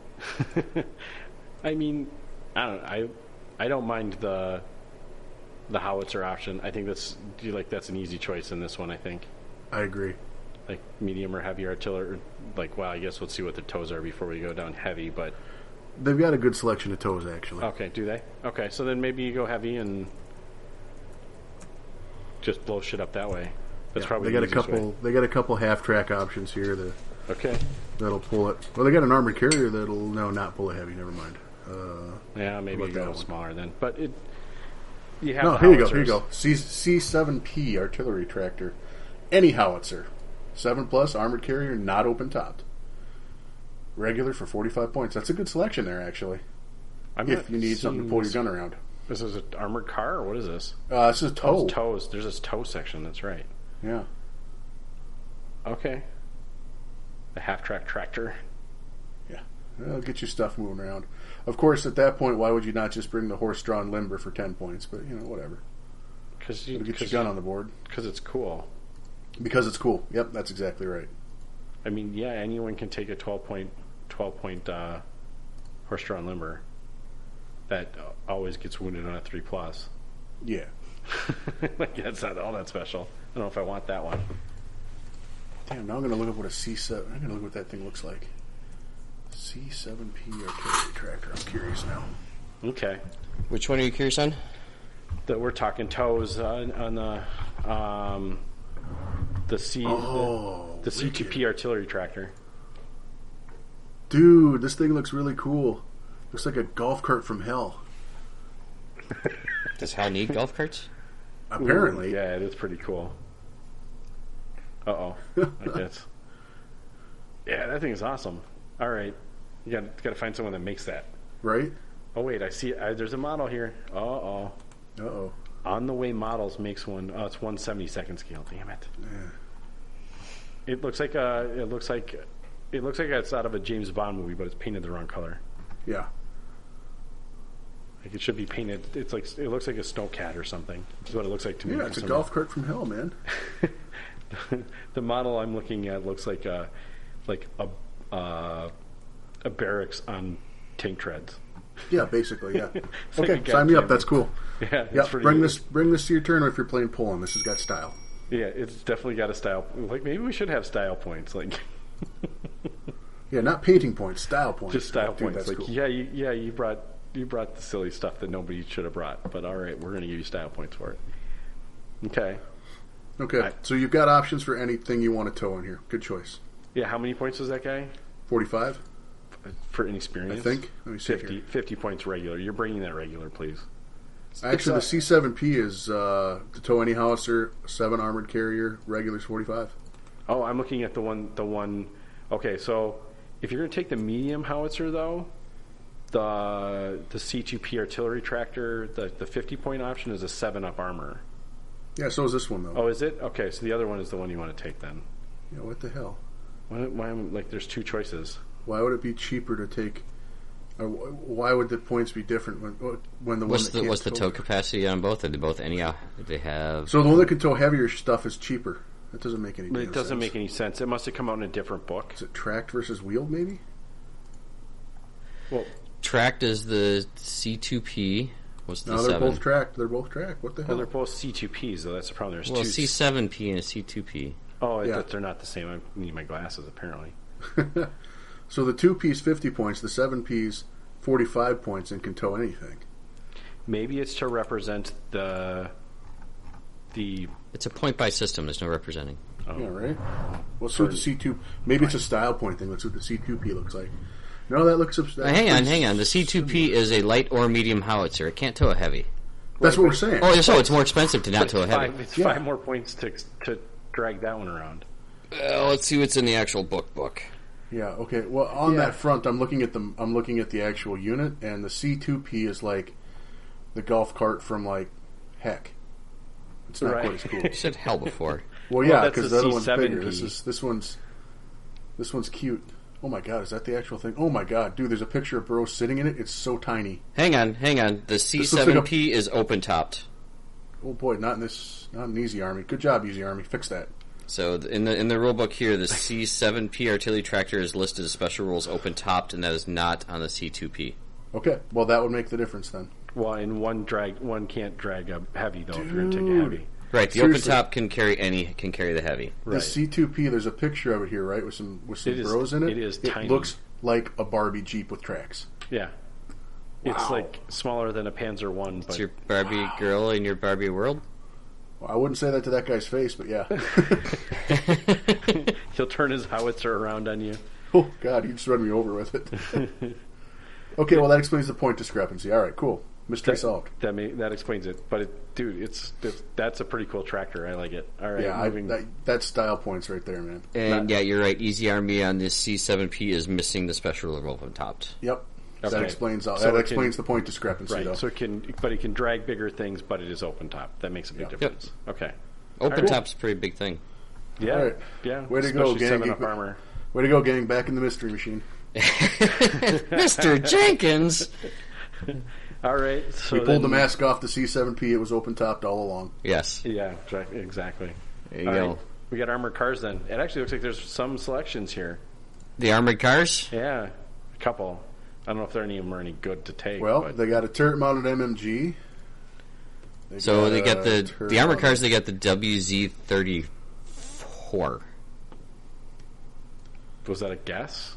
Yes, because I'm not on that page right now. Yes, it's a 34. 28 and a 34. It looks like you can give either one a low velocity and a tank gun for 30 points. Woohoo. 7 plus. Looks like they're closed top with recce. That's not terrible. There we go, yeah. I don't mind the 7-up with recce. That's not awful. And it comes with an MMG, so you can upgrade to a low velocity. Just for the record, though, men with style and taste go for the TKS tankette. Just so you know. So it's a 7+ tankette with a hull-mounted MMG Yeah, that but can you be can upgraded to an autocannon for 20 got points, and it's a Yeah. recce. Yeah. Yeah. Most armored cars are recce. There's Yeah. very This few one that is are a not. tracked. It's a It's tracked. tracked though. That's why I was questioning it. Yeah, it's got recce. So here's what I like about this one. Sorry, I'm gonna bore you for a second. There's a story about this one where the Polish, at the start of the war, one of the Polish tank aces, he became an ace because he shot up an entire column of German tanks with one of these, with a 20mm cannon. Killed a Panzer IV, a couple Panzer IIIs, and a couple Panzer IIs with this thing. Holy, rolling a lot of natural 20s. Basically, yeah. Nobody could see it. It's tiny. Exactly. It's so freaking tiny. It's like they couldn't see their sights low enough. This thing is Right? just like literally riding underneath a Panzer. And if you've got nerves of steel to sit there and take a few shots, you can do things like that. Put it through the hatch on the Panzer IV, and Does it have a single man turret rule? No? no. Interesting, because I can't imagine more than one dude fit in that damn thing. I think 2 guys fit in it. Oh, really? Yeah. Two really close. You got to like your friend. Yeah. Close, comfortable hope they don't fellas. fart. I want to Well, see. I'm pretty sure that's a 2-man vehicle. I'm looking now because I'm like, no way. I'm almost positive that's 2-man.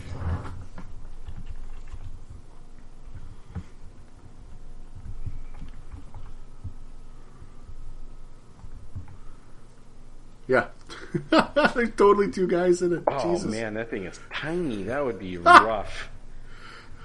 Okay, I retract my previous statement. This is the Barbie Jeep from hell right here. Yeah, this is worse than the other Wow. one by far. Like that's So there you go. The armies of Poland, number one producers of Barbie Jeeps. I mean, look at how tiny that thing is. yeah. Like if Good you go Lord, to if you go to Warlord's website and you look at the pictures, they actually show a model for scale, like as far as how big it is, and the dude is taller than the tank. Dude, if I got on that, I would break the suspension. That's assuming it has suspension. Yeah, good call. It probably doesn't even have that. He probably just rough riding that thing all day long. Oof. Dude, if I had one of those, I would put like carpet around the outside so it looks like a flying carpet as I just sat there with my arms folded, sticking the torso out of the tank. Something like that is. God, that's it's crazy. cool though. I do like it though. Like as far as like tiny little, like you could have your tiny little toe in your tiny little tank. So far we're on a theme here, and in giant units. All right, with your fanatic mounted medic with the pistol. Yeah, right. Team. Exactly. This list is getting weirder and weirder. Rolling with the Lancers. Maybe this is why people like Poland. Yeah, sure. Hey, Got some Pat. cool, weird little Yeah. stuff. Does since it's so short, does an infantry squad give that thing full cover?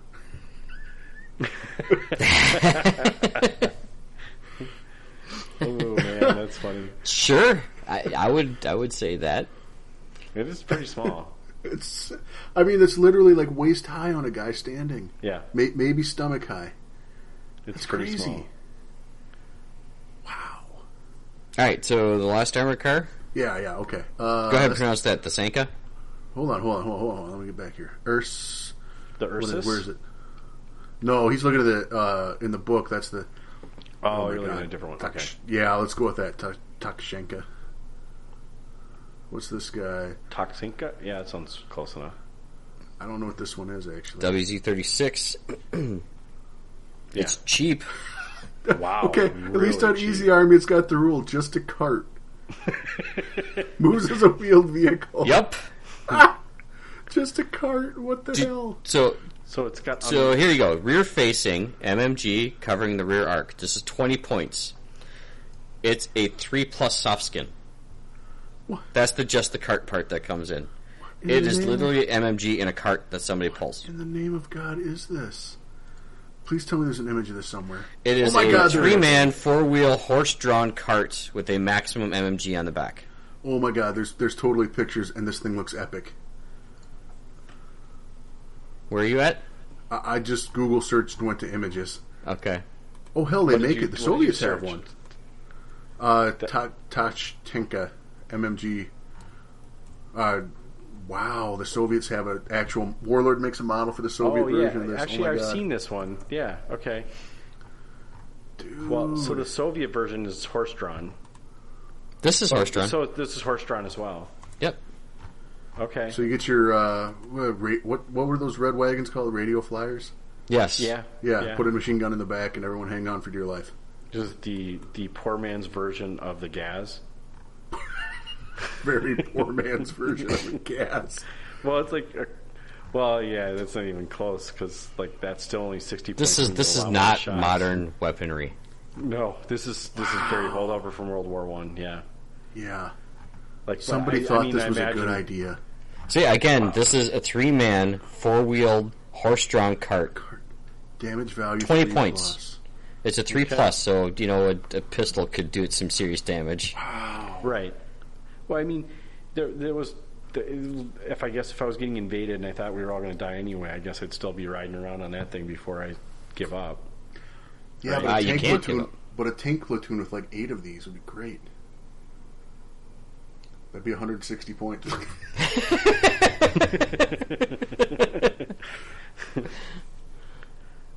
Okay. Wow. Yeah, I mean that's cheap. It's a cheap order dice if you do nothing else with it, I guess. Okay, here's what I'm saying. Okay, if we do the doubles at Adepticon again and one guy can bring a tank platoon, one guy's just bringing these. Just as many of those as you can fit in. Yeah, which is a lot. Right. Well, right. Yeah. How many? How many artists do you have? 24. It's Oh, only no, 800 points. just me. Yep. And I still have other stuff. Oh, and my Yeah. lieutenant's on a horse. With his medic at the pistol and his 2 rows. Here's the problem with that is that's $35 a model. Pretty sure you 3D print this. Yeah, good point. Yeah, good point. That would be hilarious. And you get your kids My Little Ponies to pull it. Sure. Might be a little out of scale. Shamed I know that. Yeah, kids, it's all good, man. I'm not even going to ask. All right, so that's all that they actually have in Wow. the book. I see there's a couple other in Easy Army that are probably coming from somewhere else. Yeah, I think what did we got here? Got a truck Field of some car? sort. field car, no transport. You can maybe put an MMG on. Not terribly exciting. It's 25 points with the MMG. It's what? Another 15 usually. Another 15. 40 for regular. It's It's still not the soft worst thing in the world. skin. Soft skin armored car kind of contradicts it a little bit for my liking. It gives you flak, which is nice, I guess. Not that It's flak alright. is super big, but it's 360 too. That's not Yeah. for Okay. 40 points. It's again, it's like it's a machine gun. It's like the motorcycle machine gun. It's 40 points for 5 shots. You take that in a German list all day long. Yeah, that's like the That's- motorcycle without Recce. So Right, except it doesn't have recce. That's the only thing Yeah. it doesn't have. But otherwise, it's essentially the motorcycle. So I also see in the Warlord that they have a model for a motorcycle bro in the 10th Motorized Brigade. Where was that option? That's what in I'm there? saying. I thought they rode motorcycles. That's why I was so confused they didn't have it They've got to have them somewhere. somewhere. All right, so a car, a truck with a machine gun. The last option here on Easy Army is the Ursus heavy armored car. I'm going to guess Ursus is some variation of bear. As I say, that's the Greek name for bear, isn't it? Latin name for bear. Couple different languages. Well, yeah, it's hey, any Romance language uses a variation of that right. for bear. Yeah. That's a pretty standard armored car there. 7+ recce, turret mounted low velocity anti-tank gun, rear facing MMG, and one hole mounted rear facing. Wait, what? Turret mounted rear facing MMG and one hole mounted rear facing MMG. Is this stuff being pulled by a cart again? So take your shot with your main gun to the front, and then run away, shoot spraying machine gun fire behind you. Well, but read the rules because it has the too many pick a gun. jobs rule. You get to pick a gun. So Main gun or turret mounted MMG, but not both. That's not so bad. You could fire both MMGs Without having to turn around? out the butt. Yeah, okay. it's not terrible. 90 points. It's okay. It's This is not at great. least an armored car. It's got 7+ to it. I think this one looks kind of cool-ish. I mean, it's got that World War I armored car feel to it. So Okay. Well, should Kinda we, interesting, it's got should we the- cover like all 4 of their tanks? well, hang on a second. Let me look at what they got here. I'm just Well, I think we've covered some of them. We've covered 3 of them before. Yes, we have. right. Yeah, so And you the got other your 2 selection calling them of- tanks is a bit of a stretch. Yeah, so you got your selection of French tanks: Yep. Renault FT, Renault R35, and Hotchkiss the H35. Hotchkiss H35 is an okay tank. It's a light tank, low velocity anti-tank gun. At least it's A+. Oh, Yeah. it's got one-man turret. Ugh, God, I hate that rule. Only if kind you're of a- really bad at order checks. Which I am. No, there Yeah, you these go. are I all am as one-man well. turret. It's So these kind look of like No, you're bad at Reserve reserve rolls. rolls. That's what Yeah. seems to be your big thing. so. We got 3 This French thing tanks. I looks- think 2 looks British cool. tanks. okay. Turret mounted. Yeah, you got your Vickers, and then your 7 TP. I think you can give it 2 turret. Can you give this one 2 turrets with MMGs? Maybe replace single turret with 2 MMG turrets for minus 35 points. That's not terrible.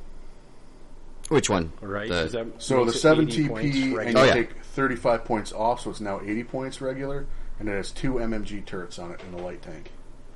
It's not terrible. It's kind of specific Okay. use, but Isn't there like a German tank that kind of does that? It's got like just like 8+ and 2 turreted MMGs. So there's a Russian one, I think. Is there a German Well, one there's that does that too? There might be. What's the Panzer So- 1? Does it even have a real tank gun on it? I think it's got a machine gun on it.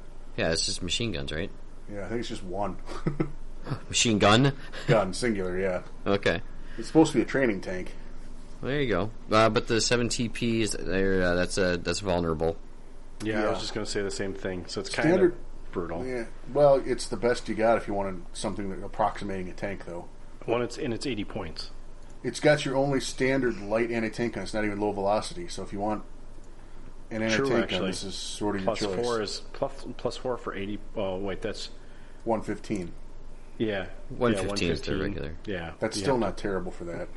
to- No, you just got to be cautious with it, obviously. Yeah.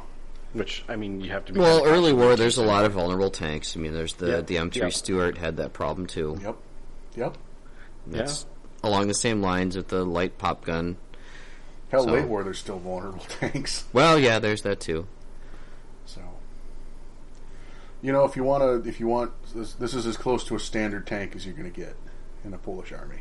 Sure. So Yeah, it ain't not bad. terrible. It's not small enough, though. Given your selectors, if you're really opposed to French tanks, I would go with this one. Yes. Although personally, I would just take that TKS tankette and roll with that, Yeah, I like that little guy. and save the points for more infantry, MOAR infantry. MOAR. I didn't know that was an. I didn't know that was an option. Oh, it's always an option, man. Well, there you go. That's transports your truck, car. There's a half track, but it's not a very good one, and It's not a real half track. You know, Oh, it is armored, but you Boy. can't. I read that as half truck. Well, half track is a half truck. Hey, desperate times, desperate measures, man. Get Well, out of no. anything that's got wheels that's moving. It only transports 5 men, so it sort of is a half truck. Well, you can do an extended version, Oh, hey, it's got the. Oh, yeah. so I you see can get up that. to 12 in there. Nice. Stretched half truck, Yeah, I wonder if they made those on the Half-track fly. truck. probably. They started pulling on them. You just put like a wooden bed on the back of it. Wow. Just hang on. They put loops on the outside for people to hang on. Yeah, right? Well, they had truck bed stretchers in Poland, right? Yeah. You lock it to one side, and you just kind of let the guy go a little bit. Go, oh, we're good enough, Steve. We got 14 more people in. Go. Right? I mean, really, it's about how motivated you are to fit that many people in. I've seen college students like 12 in a Kia Clown before, car so- syndrome. I mean, you watch people getting on the subway. Yeah, right? I Oh, my goodness. nothing special here. Obviously, well, yeah, transports are never very obviously very exciting, but they got the standard 39-point truck. There you go. If you want to transport dudes around. Well, they've got the car or light utility truck because it can hold up to 3 guys. So you So it's put kind of your their equivalent to the Fanatic, Jeep. right? Yeah, So the You can medic bring without your his Fanatic. horse. yeah, or your artillery observer, Fanatic artillery observer. But the upside that the half track truck can at least put an MMG on it. So Yeah, that's that's up. nice. That's up Okay. on some armies Yeah. like Romania. Yeah. Maybe we'll talk about them someday.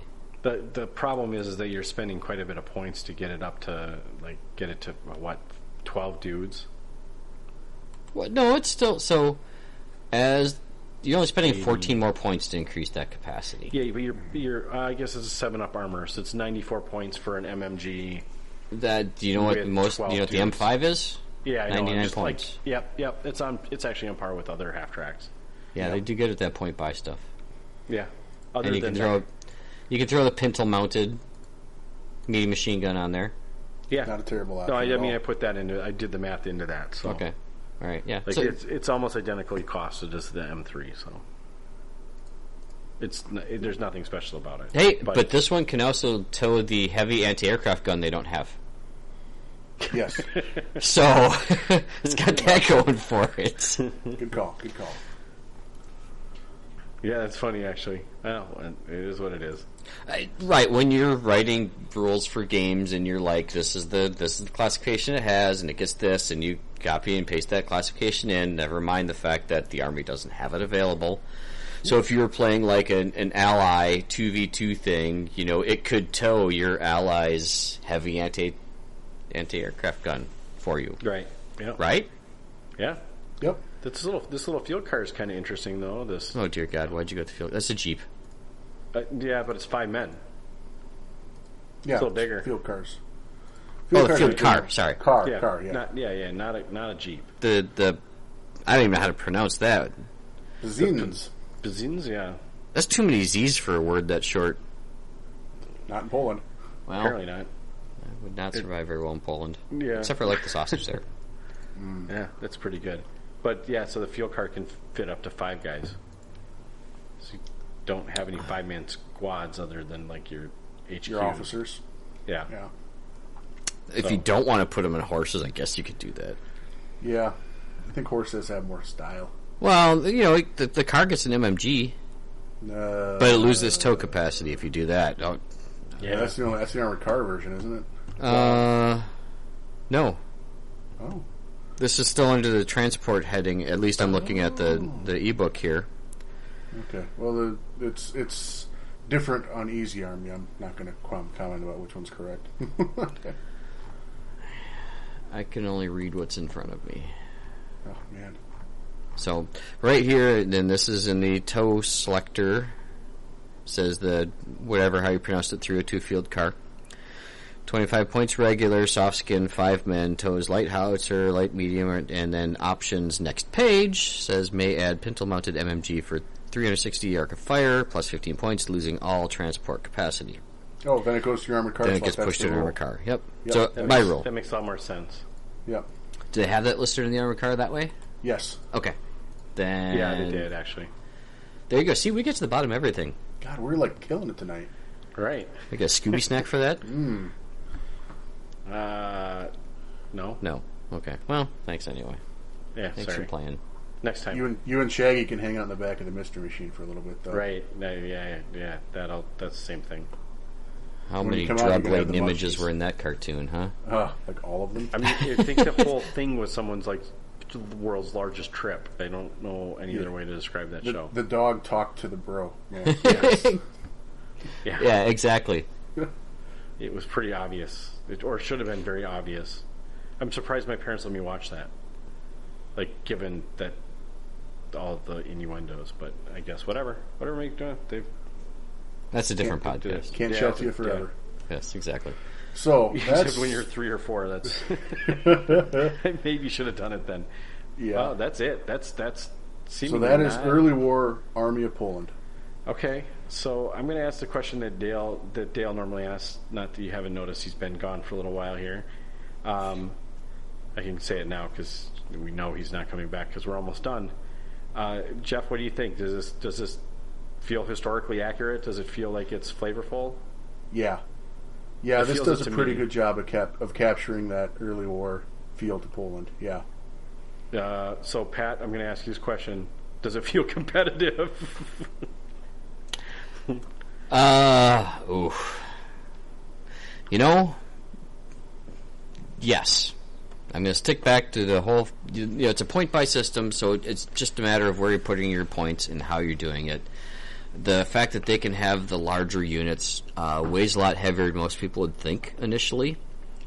And the fact that they're not blowing their points on 250, 350 tanks to get into that power heavy spot. And as Dale likes to usually point out, you can kind of ignore one tank. And you have to with this army because you don't have any answers for a heavy tank. Right. Right. You are not... The best you're hoping for is to get some pins with your heavy artillery or your medium mortar from the top, if you're lucky, to get some pins on the thing. You're not going to do anything else to it. I don't even think you have the option of anti-tank grenades on anybody. Not that I have seen anywhere. Yeah, that's... You just have to ignore the opponent's tank then and just kill everything else.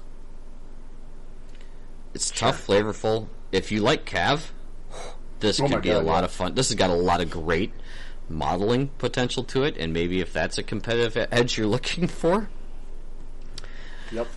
You can't deny their cavalry with those extra attacks and those lancers. No. You run 2-3 squads of that, and you're going to make Gurkhas look like fools. Yeah. Compared to how other people would deal with Gurkhas. Yeah. I think if you were going to pick an army and like you were going to play all phases of the war with them, so you're going to make an early war Polish army, you're going to make a mid-war like mix Polish army, and then a late war Polish army. That's awesome. Like this is the country I would pick to do that with, because A, you can, and B, it changes dramatically, right? I mean, you go from this army that's got like no answer to it to the Polish First Armored Division by the end of the war, and it's like, whoa. Which is like rolling in after they're rolling in behind 30 Corps actually. Yeah, dramatic difference. Or you get the Polish Airborne, right? Those guys are fucking tough as nails, dude. So. And that's Market Garden. Yep. So, you know, they do have a list of Market Garden, which, honestly, at that point, they're sharing the same list as the British are. Yeah, I'm a little disappointed they didn't get a breakout of their own list there, but whatever. So, we've had this question before, is that we got a question to our Facebook, and someone was asking, hey, I've been doing all this research, and I know what the Poland was using at this time period I'm looking at, which was the end of the war. They had this, and I'm like, play them as British. Paint them up with the Polish colors, the uniforms as you're expecting, the insignias there in their vehicles. Yep. But you can certainly play them under the British rules. I mean, that's what you almost have to do. Right. Right. I mean, You're until they now you're make them losing your legit, Fanatic HQ. which sucks, but Well, but you're getting a whole bunch of other rules. A selection of a bunch of them. and you're getting access to a lot of good rules to equipment. choose. Yeah.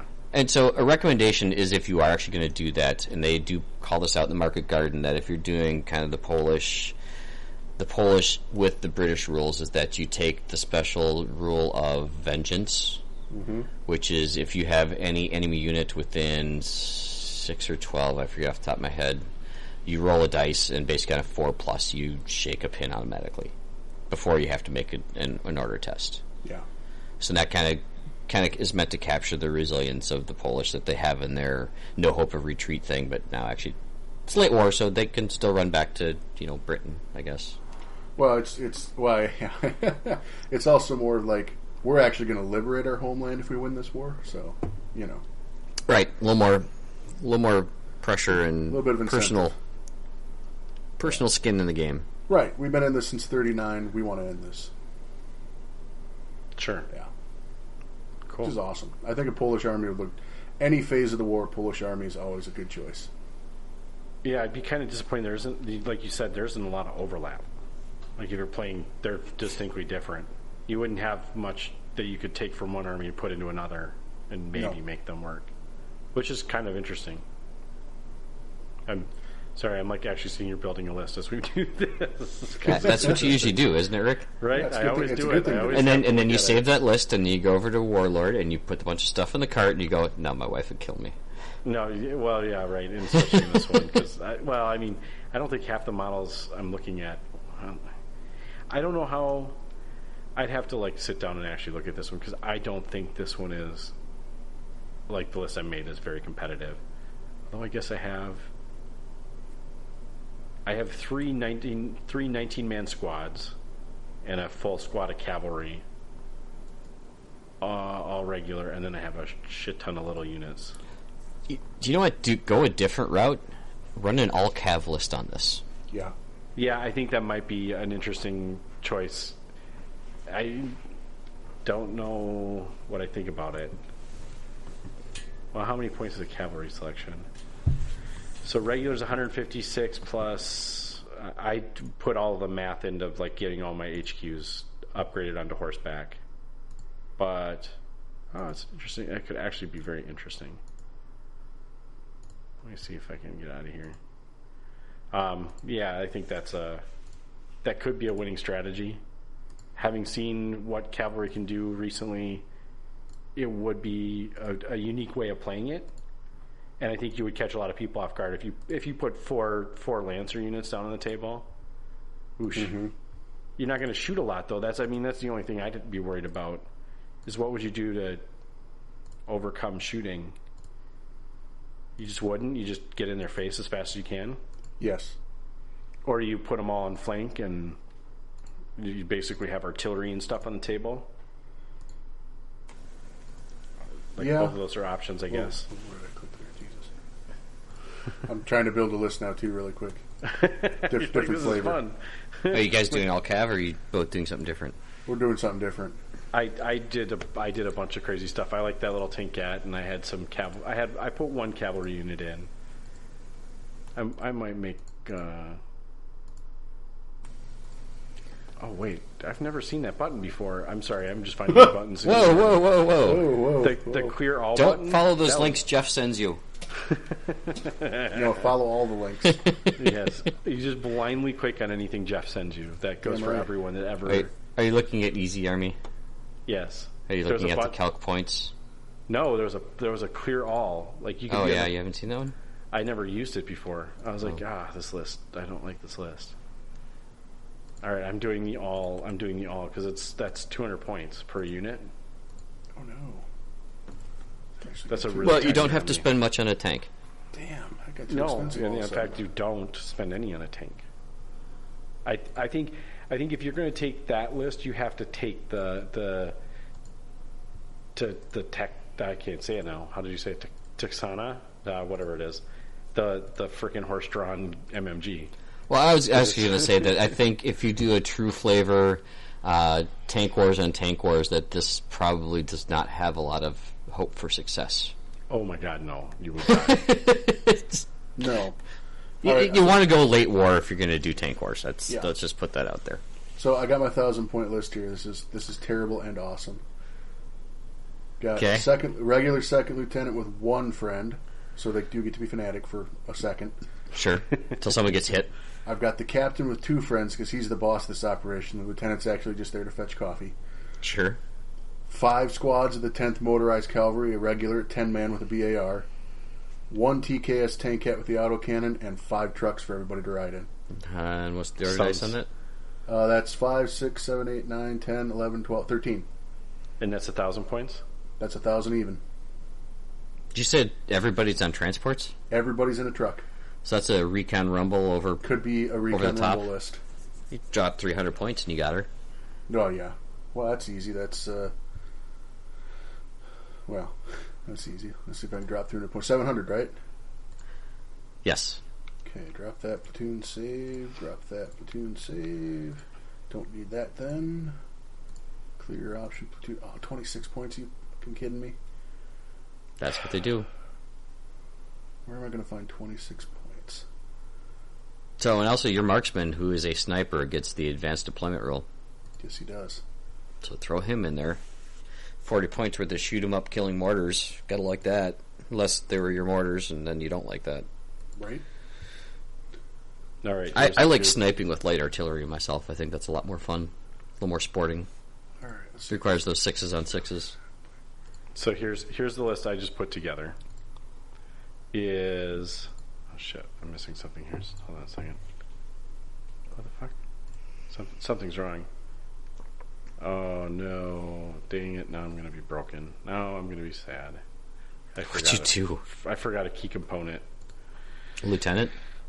No, I had that. I forgot to check the lances. Oh no. Yeah, it's going to cost you some points. I want some lances. Oh, at least I have something to get rid of to make up for it here, I think. Oh, shit. Maybe? Yes. Okay, here's my list. All right. 4 vet cavalry squads at 13 models each with with no BAR, right? Oh, why would I give them BARs? I don't know. I wouldn't. I wouldn't. Not if you're giving them lances. That makes no sense. No. So you get 13 dudes with lances. I got 4 units of those. Junior lieutenant, second lieutenant, with 2 bros. I think it was 2 bros. Let me look to make sure. 1 bro, and a medic with. There you 2 go. bros. Get that medic in there. Gotta have that medic, and you put them both on horseback. And then you take the Texana or whatever the MMG is, the rear-facing MMG, and that's 7 order dice, and I'm getting close to being full-on pointed out here. I think that would be a really funny list. I don't know if it would work, but it would be interesting. You know what I find interesting, and you mentioned the lances, and I just had to double-check this, is that even though they're lances, which we all think naturally, night charging, stuff like that you would get the extra attack when charging, it only says close combat. Right. Yeah, you get it no matter what. Right. You can defend with a lance. Right. Isn't the whole point of a lance is the actual momentum? It's a different kind of lance. You're thinking of a jousting lance, and Sure. This is more like a polearm lance. Okay, well. It's closer to a spear, but it's a lot Just longer. Poke them with a sharp end is kind of the idea, right? The pointy end goes in the other man. That's right. Yeah. If they're running at you with their gun and they're not shooting you and they're trying to use Set their to bayonet, charge. you might have some range on them. All right, I readjusted for a recon rumble list here. Okay. Still got the second lieutenant. Now he's got 2 friends. 3 full squads of 10th Motorized Brigade. Each one's got a 10-man regular and a BAR. We got 3 trucks, a TKS tank cat with the autocannon, light mortar team, anti-tank rifle team, and a marksman. Marksman forward deploys. Everybody else is on a truck. Nice. 11 order dice, 697. And was it 3 squads you had there? 3 squads, 3 trucks, and 3 small teams that'll fit in the 2 extra spaces on each truck. I like Just it. barely fitting it. Yep, Wait. it's A place for everything and everything in its place. Yep. Was it a medium order? light. Light. I was going to say a medium order is 3 dudes, so you're going to have to make sure you Yeah, get no, that. it's got to be a light mortar. Yeah, it won't fit with a medium. Nope. Interesting. I'll stick with my Marines for that one, but well, As long as you can get a buffalo on the table at a reserve. How many order checks did you fail from reserve on that? Honestly, the whole night was that 5 or 6? I know it was 5 in a row. Well, over 2 games, it was at least 5. It may have been 6. I stopped counting at like 2 because I was. You were actually getting visibly angry about it. Well, I wasn't getting angry at Dave. Like Dave hadn't. No, it wasn't Dave's fault that you roll for crap. No, it's just like wow. Well, like, seriously, I rolled an 11 or 12 5 times in a row. That's like as badly as if Hagen had blamed him for the prep bombardment that he hit like Right. 6s on every single squad Yeah, while that was- changing dice halfway through because he felt bad. No, it was fine. That still Like, goes down as one of the epic dice moments in history. Oh, yeah. That was pretty awesome. Okay. All right, I guess I got nothing more to say about Poland. I don't see myself playing them other than that their horse guys are pretty cool looking. Actually, not gonna lie. This is a panache army, right? You play these guys because you got a certain flair you want to roll with. Sure. You've got and from the 3 or 4 people that I've talked to who have Polish armies or are collecting them or painting them. Now some of them have been at tournaments. A couple years ago, Adepticon there was a guy, and they know the history of the army they're putting on the table. They're that Right. passionate about it. Yeah. Okay. I don't know. Some of them might have been Polish by birth, but and that's cool. I got no problem with that. So I think, like Jeff's saying, this is kind of something that this is at its core is probably not the going to finish top tier in 90% of the tournaments. Right. I think most things can cut this up pretty easy. But it's the people who play these know the history of and probably have the names of the dudes that are represented in their army. Yeah, Fair. you play this army because you're a badass and you're proving that you can win with this. That is after you got done mopping up people with French and said, I need to find a different army to kill people with. Yep. Okay. And nobody's ready to play Norway, so Right. Well, I was gonna bring that up, but Sir, also not appearing in this film, will be. Yeah. That doesn't show up at tournaments at all. Or even talked about. Wait, are we gonna? Do Wait, have hang on, another we can player? cover Neuer real quick. Here we go, we're done. Don't. Don't Hold go on there. a second. No. Here, let's cover Norway really quick. Play them as a partisan list. That's Yes. cool. And then you have Yeah, a chance, that's a and you better have choice. some special rules. Yep. Hold on, I wanted to go look at something really quick. It wasn't Norway, was it? He's thinking of Norway. No, I was looking to see if we had a Norway player at our tournament. God, Only if, you know what? what's Yeah, his we face do. signed Yeah, up. Brian is signed I up. think he signed up. So I think we actually have that's a. fucking awesome. He is signed gonna- up. You know what? Rock on, dude. Yeah, you should give him something special for that. An army book. Whoa, where'd these guys come from? So I just clicked over to the don't know, I Norway can't see the reinforced picture. platoon, right? Yep. Norwegian Royal Guard. I don't remember them being a choice Oh, interesting. in the book. I don't know where they come come from, but they're veteran infantry. You can get 11 guys in a squad, and they can have a light machine gun. That's already better than like half the things this thing has. What else you got hiding in here? Easy army. Actually, the special rules for the army are not terrible. Since you made me open the page, since I had the book anyway.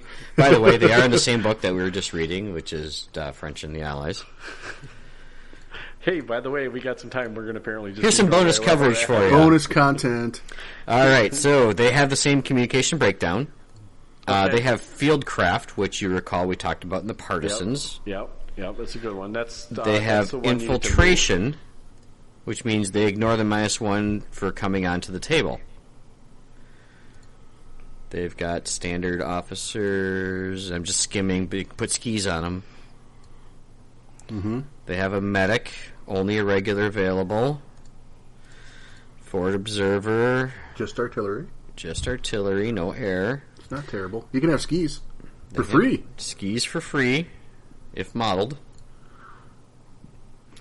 Infantry selectors. light machine gun availability. Yeah. And it's up to a 10-man squad. Inexperienced. Norwegian Royal Guard is in here. Oh my God, it is. All right. And so it's 5 to 11, it looks like. Light machine gun, anti-tank weapons, Molotov cocktails, free skis. Sensing a theme with the free skis.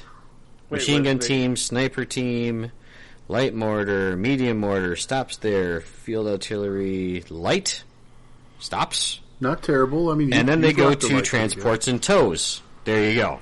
Yeah. Right, and we've just done Norway. Where's that armored car selector? Where's they that have tank trucks selector? and they have cars and light utility trucks.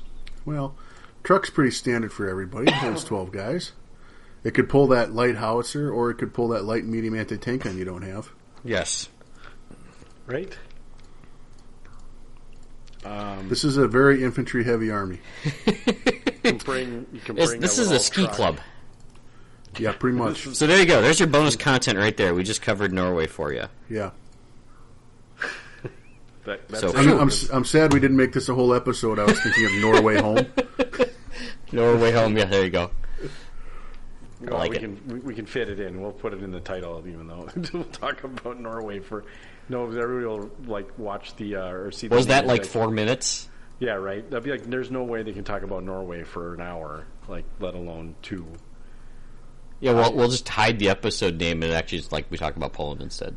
So, like this list, you have to take Molotov cocktails because that's all you have options for. Like it's the only For anti-tank anti-tank? option Yeah. you have. That's your only anti-tank literally. options. Yes. No, you got a light artillery piece. All right, so you bring that, and everyone's just got freaking anti-tank weapons. You got a medium mortar. Well, that was only the Royal Guard. Well, right, I'm taking all Royal Guard because it's the only veteran choice I have, and you like need to fill out points somehow. Bro, if you play on a table where like it's heavy snow though, and those skis negate it, you're gonna win. Right, I just want skis all the time. I'm like, why would you not take them? They're free. Right? Is that just cause? And honestly, rules-wise, there's no penalty for having skis on not snow. Right. Right. It would work on sand too. Poorly, unless you got some really good wax. Well, they got Norwegian wax. It's like the best, right? There you go. How many Norwegians fight in the desert? That sounds like the beginning of a really bad and racist joke. Kind of does. It kind of does. I don't know. All right, so there we go. Just Bonus for the content, record, Norway. if you win a game with Norway, you have my everlasting respect. And love. No. No. Love you long time. No? Okay. I'm just trying to... I'm pointing this out because why not? I'm here. If they want love, they got to pay. This is the most Norway we're going to ever talk in our entire lives. Right? No, This is the only time we'll rag on this list a little more. Well, we'll rag on it, but we've Hey, never their actually special covered rules it. are actually pretty solid. They also mimic very closely what the partisans have. You know, on that note, would you rather play a Norwegian list or an Italian list? Norwegian list. Italian. Really? I'm kind of leaning towards Norway. I would rather play Norway. There's at least tanks and armored cars in Italy. Don't need them. You They're know, crutch. in this game, you might not. I mean, there's a clarity of purpose in this list where you're just taking Royal Guard. Right. The Royal Guard list. It's the Royal Guard list. That's like Star Wars ignoring your stormtroopers and only running with the Emperor's Red Guard. Yep. That's it. Well, obviously stormtroopers couldn't hit anything anyway, but you know that's a different podcast. This is Yeah, this has got potential. I could see running you're running a medium mortar, a sniper. I got 4 squads. You could probably split it up differently than I did, but with Hang on. Did their truck actually get an MMG option? Because then I could get on board. I don't think so. I didn't think so either, but No. you can be hopeful. No, I mean It's like as just far truck as- and car, right? It's like, you know, you got your F-150. No horse-drawn and you got limber. Can you mount a pintle on the horse? No. I don't think you'd appreciate it. Yeah, only Nay, once, and then it's nay. never again. I feel like you got the little artillery piece. Just the I'm light. super excited about it. Light's better than nothing. It's 40 points. I was just trying to find dirt places. I mean, it's Okay, so if I were doing a recon rumble, I would take this over Italians. Yes. Yes, That's easy. Just based on the special rules. Yeah, They have better. Okay, so they're a worse list, but they have better special rules than the Italians do. What does that say? I'm trying to remember what Fieldcraft actually is. Is that the one that you ignore difficult ground first turn? So, all right. So during setup, Norway units start the game in hidden. At the start of the game, already in ambush. So that's right. what they get to do. Yeah, okay. And at the first, Hidden ambush, let's see. okay. In addition, the first turn of the game, all Norwegian infantry units treat rough ground and obstacles as open ground. Did that say you could start an ambush? Yep. Hidden and ambush. Dude, that's really good. If you got Royal Guard, it's not so bad. It's still good even on regular guys with I an suppose. LMG. Partisans do just fine with that too. Because you can just sit on that ambush order. Because they actually have the same rule. Yeah. Just hold on and wait for something to come around the corner. And you don't care because you don't have any tanks. So you're like, I'm not going to try an alpha with a tank. You're going to accept it and move along. Interesting. Okay. Well, so this is the Poland and Norway episode. So now I got to find a song that is both Polish and Norwegian. Or the poor way. The poor way. Noland. Pull way. Norland. Pull way sounds wrong, so we're going to go with poor way. Poor way. Norland. Norland. Norland. Wait, Nordland? Are we back to fantasy? Yes. Yes. No, don't go there. Yeah. That exploded, I forgot. It's too soon. Too soon, I know. It's always going to be too soon. It's going to never not be too soon. Until I can sell all of my fantasy armies, it'll be too soon. Yeah, good call. Yeah. Anyway, I guess I haven't even tried. They just sit in the garage. Every time I You go know in what? there, I weep. He's like, okay, look at that. Okay, moving all on. right. Yeah, exactly. Cool. All right. Speaking of moving on, I think that's all we got. Right? Is there anything else? Thank you for commenting on Facebook and all our social media, engaging with us. That's pretty awesome. Still, we still get quite a bit, especially you, Pat. You found people to connect with that love your 3D printing, and I got a 3D printing community. Woohoo! Right? You're making Super your jealous, own. man. It's pretty awesome. I like it. Yeah, and so And Dewey Cat, by the way, in the background is another one of your bunkers being printed right now. Oh, interesting. Cool. We only need 10 of them, so. Right. It's kind of intriguing how economical that is for terrain. So that's a good little thing there. It was a good purchase on your part, Pat. You probably like it. paid You guys for should get one, too. yourself. What's that? You've probably paid for it already. If you think about how many pieces of terrain you bought with it. Yeah, pretty close. The trouble is in the weekends I get enough stuff printed off that I don't have time to paint when I'm printing, so I'll be pushing some stuff down the road to you fellas. Oh, snap. Okay. So, you high-quality painter type people. Well, I can airbrush. I can do whatever. I'll do whatever you need to get done as much as I can. There you go. Yeah. All right. I forgot how we even ended this thing. It's been so long. We just give up, I think, usually. They're done listening by now anyway. Our will to live has been crushed at this point. All right. Yeah, it's kind of like, in a conversation, you just stay quiet enough, it's okay for everyone to hang up. That reminds me of my whole teenage girlfriend time. You'd be like, I don't want to hang up. You hang up. No, you hang up. No, you hang up. And You somebody's guys are fine. weird. I set the phone down next to the dog so she'd still hear breathing, and I just wandered off. Go do something more constructive with my time. Yep. All right. Well, speaking of doing more constructive things with our time, maybe we should call it a night. Sounds you like a want to lead us plan. out? All right, this is SNAFU. Over and out.